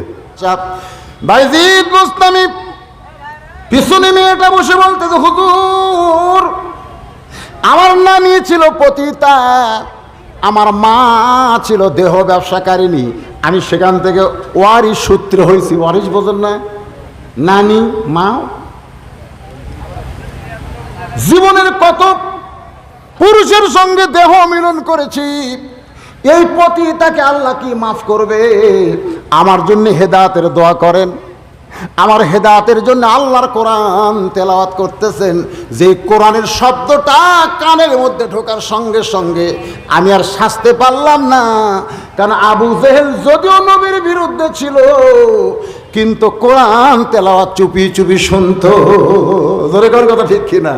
হ্যাঁ, আবু জেহেল কিন্তু 1 নম্বর কোরআন শুননেওয়ালা। ভাই রে, এই কোরআনের মধ্যে পাওয়ার আছে না নাই? ওয়াইজা তুলিয়াত আলাইহিম আয়াতুহু যাদাতুহুম ঈমানা ওয়া আলা রাব্বিহিম ইয়াতাওয়াক্কালুন। আল্লাহু আকবার। বাইজিদ বুস্তামি বলতেছেন, মা, একটু মনোযোগ দিয়ে শুনবেন, মা, আল্লাহ পাপকে ঘৃণা করে কিন্তু পাপীকে ঘৃণা করে না। আল্লাহ পাপ ঘৃণা করে কিন্তু পাপী ফিরে আসার রাস্তা আছে না নাই? যেরকম আছে না? না, হ্যাঁ, যে কোনো সময় পাপীর জন্য দুনিয়ার দরজা বন্ধ হবে, কিন্তু আল্লাহ তোবার দরজা বন্ধ হবে না। সোনালা কন না কেন? আল্লাহ পাপকে ঘৃণা করে কিন্তু পাপিনীকে ঘৃণা করে না। তুমি যদি কলেমা গ্রহণ করো, তুমি যদি তওবা করো, আল্লাহর কোরআন ওসিলা আল্লাহ পাক তোমাকে হেদায়েত দিয়ে দিবে। মেয়েটা কলেমা পড়ে ঈমান গ্রহণ করে বাজান ব্যাক ডোর দিয়ে যখন পালায়া যায়, চলে যায়, এমন সময় ওই যুবকেরা গ্রামের মুরব্বী নিয়ে ওই ঘরের চারিদিকে ঘেরাও করেছে। বাইরে 24 ঘন্টার বুকিং নিয়ে, মাথায় টুপি, মুখে দাড়ি, পরনে জুব্বা, এ খারাপ মেয়ের সঙ্গে কি করতিছে রে? দরজায় হইচই হইচই যখন শুরু করে দেয়, এমন সময় বাইজিদ বোস্তামি দরজা খুলেছে। যুবকেরা ঘরের মধ্যে গিয়ে দেখে ঘরের ভিতরে যায় নামাজ, আল্লাহর কোরআন, কিন্তু ওই মেয়েটার নাই। সমস্ত যুবকেরা বলে, যে খারাপ মেয়ে ছিল ঘরের মধ্যে সে কোথায়? বলে, এই যে ব্যাকডোর, পেছনের দরজা দিয়ে মেয়েটা বের হয়ে গেছে। এতদিন মেয়েটা অন্ধকারে ছিল, কিন্তু আল্লাহর কোরআনের আলো পাইয়া আল্লাহ কুদরতি ভাবে মেয়েটার গলায় হেদায়েতের মালা পরায়া দিছে। জোরে কোন সুবহানাল্লাহ। এখন আপনাদেরকে বলতেছি, এ কোরআনের পাওয়ার আছে না নাই? কিন্তু নিয়ে যাওয়া লাগবে সব জায়গায়। আপনার যদি খালি মনে করেন মসজিদের মাদ্রাসার মধ্যে কোরআন থবো আর মাঝে মধ্যে বক্তাকে দাওয়াত দিয়ে কোরআনের মাহফিলে ওয়াজ শুনবো, তাহলে কোরআনের পাওয়ার বুঝে পাবেন না। কোরআনের পাওয়ার বুঝতে গেলে সব জায়গায় যেখানে অন্ধকার সেখানে আলো জ্বালাতে হবে। জোরে কোন ঠিক? কোরআনকে বলা হয় কি? কোরআনের এক নাম হলো নূর। নূর, যার কারণে যেখানে কোরআনের প্রথম আয়াত নাজিল হয়েছে, প্রথম 5টা আয়াত যেখানে নাজিল হয়েছে, ওই পাহাড়ের নাম হয়েছে জাবালে নূর। আগে ছিল গারে হীরা। আগে কি ছিল? গারে হীরা, হীরা পাহাড়। আর এখন হয়ে গেছে জাবালে নূর। তার মানে বোঝা গেল, কোরআন নাজিলের কারণে একটা পাহাড় যদি আলোকিত পাহাড় হয়, তাহলে যেই গ্রামে কোরআনের মাদ্রাসা চালু হবে, এই গ্রাম কি অন্ধকার থাকবে? প্রথম শব্দই কি? ইকরা। আল্লাহ রাসূলকে জিবরাইল বলতেছে, ইকরা, ইকরা, পড়ুন। আল্লাহ নবী 3 বার বলেছেন, আমি পড়বো না, পড়বো না, পড়বো না। জিবরাইল বলে, হুজুর আপনি পড়বেন না কেন? আল্লাহ নবী বললেন, জিবরাইল তুমি পড়তে বললে আমি পড়বো না, আগে জানতে হবে পড়ার ধরন কি। কারণ বহু পড়া পৃথিবীতে আছে, যেই পড়ে মানুষ কি হয়? আবু জেহেল হয়ে যায়। আবু জেহেল কি মূর্খ ছিল? জ্ঞানী ছিল, কিন্তু আসল পড়া পড়ে নাই, যার কারণে মূর্খের বাপ। যতই বাংলা, ইংরেজি, অঙ্ক শিখেন, আল্লাহর কোরআন আমাদের শিখতে হবে। ধরে কোন কথা ঠিক কিনা? কোরআনের শিক্ষাকে বলা হয় রুহানি শিক্ষা, রুহু। আর অঙ্ক, বিজ্ঞান, বাংলা, ইংরেজি এগুলো হলো জেসমানি। একটা হলো রুহানি, একটা হলো জেসমানি। জেসিম আর রুহু আপনারা বোঝেন, এই যে হাত, পা, কান, চোখ, এগুলা সব কি? জেসিম। আর জীবন, এটা হলো রুহু। তো এখন চিন্তা করেন, কোনটার দাম বেশি? শরীরের দাম বেশি না রুহের দাম বেশি? আপনার হাত কখন চলে? যখন রুহু আছে তখনই তো হাত চলে। রুহু না থাকলে হাত থাকা কোন লাভ হবে? তো যত শিক্ষাই থাক, কোরআনের শিক্ষা না থাকলে ওই শিক্ষার কোনো মূল্যায়ন হবে না। অনেক শিক্ষিত মানুষ দুর্নীতির পাহাড় কথাই দিছে। তোর এখন ঠিক কিনা ভাইজান? যদিও 116 জন আলেমকে তারা তালিকা করছে, কিন্তু ইনশাল্লাহ বর্তমান সরকার এটা তদন্ত করবে এবং দেখবে কোন আলেমের মধ্যে খুঁজে পাওয়া যাবে না। ইন্নামা ইয়াখশাল্লাহ মিন ইবাদিহিল উলামা। আল্লাহ কোরআন দিয়ে তদন্ত করেছে বান্দা সমূহের ভিতরে আলেম বান্দারাই আল্লাহকে সবচাইতে বেশি ভয় করে। কোন আলেমের বাড়ি বিদেশে খুঁজে পাবেন না। কোন আলেমের বাড়ি বিদেশে আছে খুঁজে পাবেন না। বিদেশের ব্যাংকে কোনো আলেমের টাকা নাই। অনুবীক্ষণ যন্ত্র দিয়ে খোঁজেন আর দূরবীন দিয়ে খোঁজেন, আমার বিশ্বাস এরা দেশতে একটা ভালো বাড়ি করে পারে না, আর বিদেশও। সেই জন্যে দুদকের কাছে যতই নোটিশ করুক কাম হবে না। আল্লাহ পাক আলেমদের ইজ্জত রাখুক। আল্লাহ রাসূল বলেছেন আল উলামা ওয়ারাসাতুল আম্বিয়া, আলেমরা হল নবীদের ওয়ারিস। এই মাদ্রাসায় যেগুলো তৈরি হবে এগুলো এরকম আলেম হবে। আপনাদের সোনাডাঙ্গার মাহফিলকে আল্লাহ কবুল করুক। সকলে বলে আল্লাহুম্মা আমিন। জোরে বলে আল্লাহুম্মা আমিন। রাখাল ওমর ফারুককে লক্ষ্য করে বলতেছে, আমার চাহিদা হলো রব্বানা আতিনা ফিদ দুনিয়া হাসানা ওয়া ফিল আখিরাতি হাসানা ওয়া কিনা আযাবান্নার। ওমর ফারুক বলে, রাখাল আত্তাকুল্লাহ, আল্লাহর ভয় করে, কেউ না দেখলো আল্লাহ দেখতেছে। এর বিনিময়ে তুমি যে চাহিদার কথা বললা কোরআনের আয়াত দিয়া, আমি তো বুঝবার পারলাম না। রাখাল বলে, পথিক আমার চাহিদা হলো দুইটা। এক নম্বর চাহিদা হলো মহামানব হযরত ওমরকে আমি দেখতে চাই, আর দুই নম্বর চাহিদা হলো আমি মরে গেলে আল্লাহ যেন আমারে জান্নাত দেয়। রাখাল বলে, আমার চাহিদা কয়টা? দুইটা। এক নম্বর চাহিদা কি? মহামানব উমরকে দেখতে পারছে। কেন? বলে উমর আল্লাহর কোরআন দিয়ে রাষ্ট্র চালায়।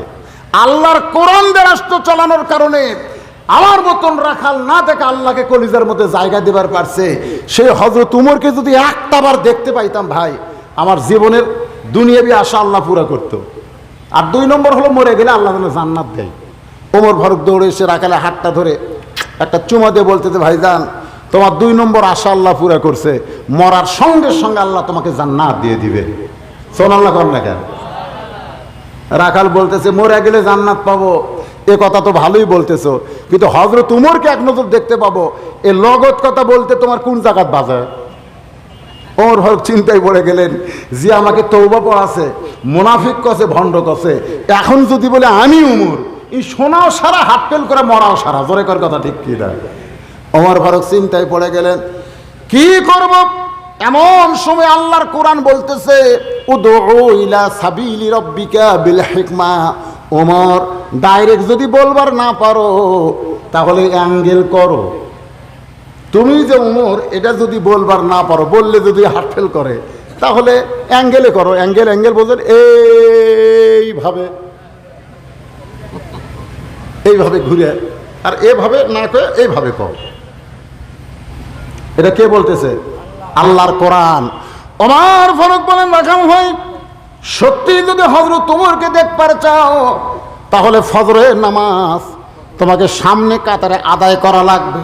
ফজর যদি সামনে কাতারে আদায় করো তাহলে মেহরাবের মধ্যে যেই মানুষটাকে দেখবা ইমামতি করতেছে, ওই মানুষটি হলেন হযরত ওমর। সুবহানাল্লাহ কবেন না? আত্তাকুল্লাহ হাক্কা তুকাতিহি।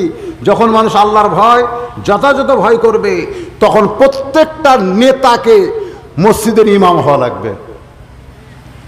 আজকে আমাদের মতন গরিবের সন্তান মসজিদের খতিব হইয়া সুদের বিরুদ্ধে ওয়াজ করলে মসজিদ কমিটির লোকেরা মন খারাপ করে। কেরে এই আমাদের খবর জানলো কেমনে?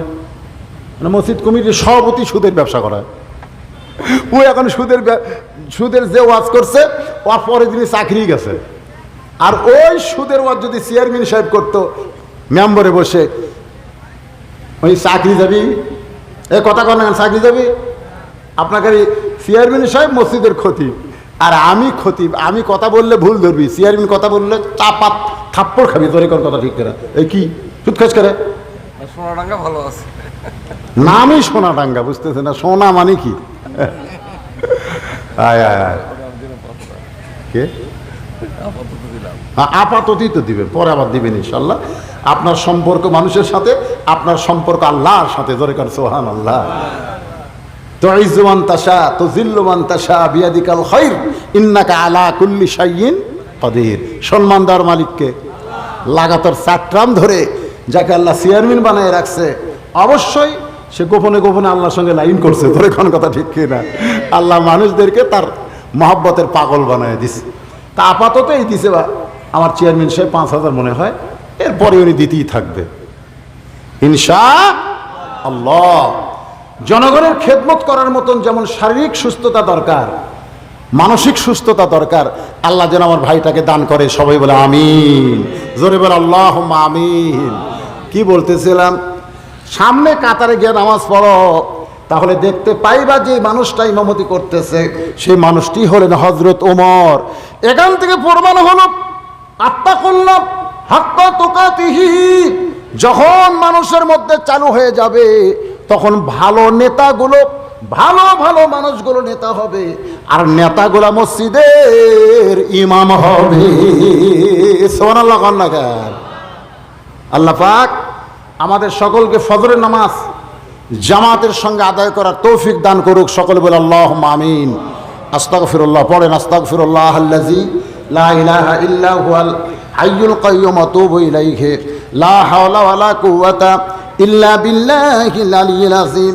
আল্লাহুম্মা আমিন। সবাই হাত তুলে আল্লাহর কাছে, আল্লাহ আল্লাহ সব দেখতেছ, আল্লাহ জীবনের প্রথম মাহফিল করেছে তোমার সোনাডাঙ্গার বাবাজিরা, মাদ্রাসা করবে বলে, তোমার কোরআনের ঘর করবে বলে, আল্লাহ তুমি কবুল করো। আল্লাহ আমাদের বিশ্বাস 31শে বৈশাখ, বৈশাখের শেষ দিনে এত রাত পর্যন্ত আসমান ভালো আছে, মাহফিলকে আল্লাহ কবুল করেছেন ইনশাআল্লাহ। আল্লাহ যারা টাকা পয়সা খরচ করে আল্লাহ আজকের জান্নাতের বাগান লাগাইছে, সবগুলো মানুষকে তুমি জান্নাতি কবুল করে নাও আল্লাহ। আল্লাহ যারা দান করেছে নগদে বাকিতে, আল্লাহ সকলের দানকে কবুল করো। আমার মা বোনদেরকে আল্লাহ তুমি কবুল করো। আমরা যারা হাত তুলেছি, আমাদের মা বাবা যাদের কবরে গেছে, আল্লাহ কবরকে জান্নাতের টুকরা বানিয়ে দাও। এই আল্লাহ তাআলা, আমি গুনাহগার বলে হাত ফিরাই দিও না। এতগুলো মানুষের মধ্যে যার 2 খানাত পছন্দ করো, সে হাতের ওসিলাই গোটা মাহফিলকে কবুল করো। আজকের মাহফিলের সভাপতিকে আল্লাহ তুমি কবুল করো। আল্লাহ সহ সভাপতিদের কবুল করো, প্রধান অতিথিকে কবুল করো, বিশেষ অতিথিদের কবুল করো। আল্লাহ খাস করে এই মাদ্রাসাকে তুমি কবুল করো। আল্লাহ আল্লাহ এই মাদ্রাসাকে অত্র এলাকার জন্য নূরের আলো হিসাবে, বাতি হিসাবে আল্লাহ তুমি কবুল করো।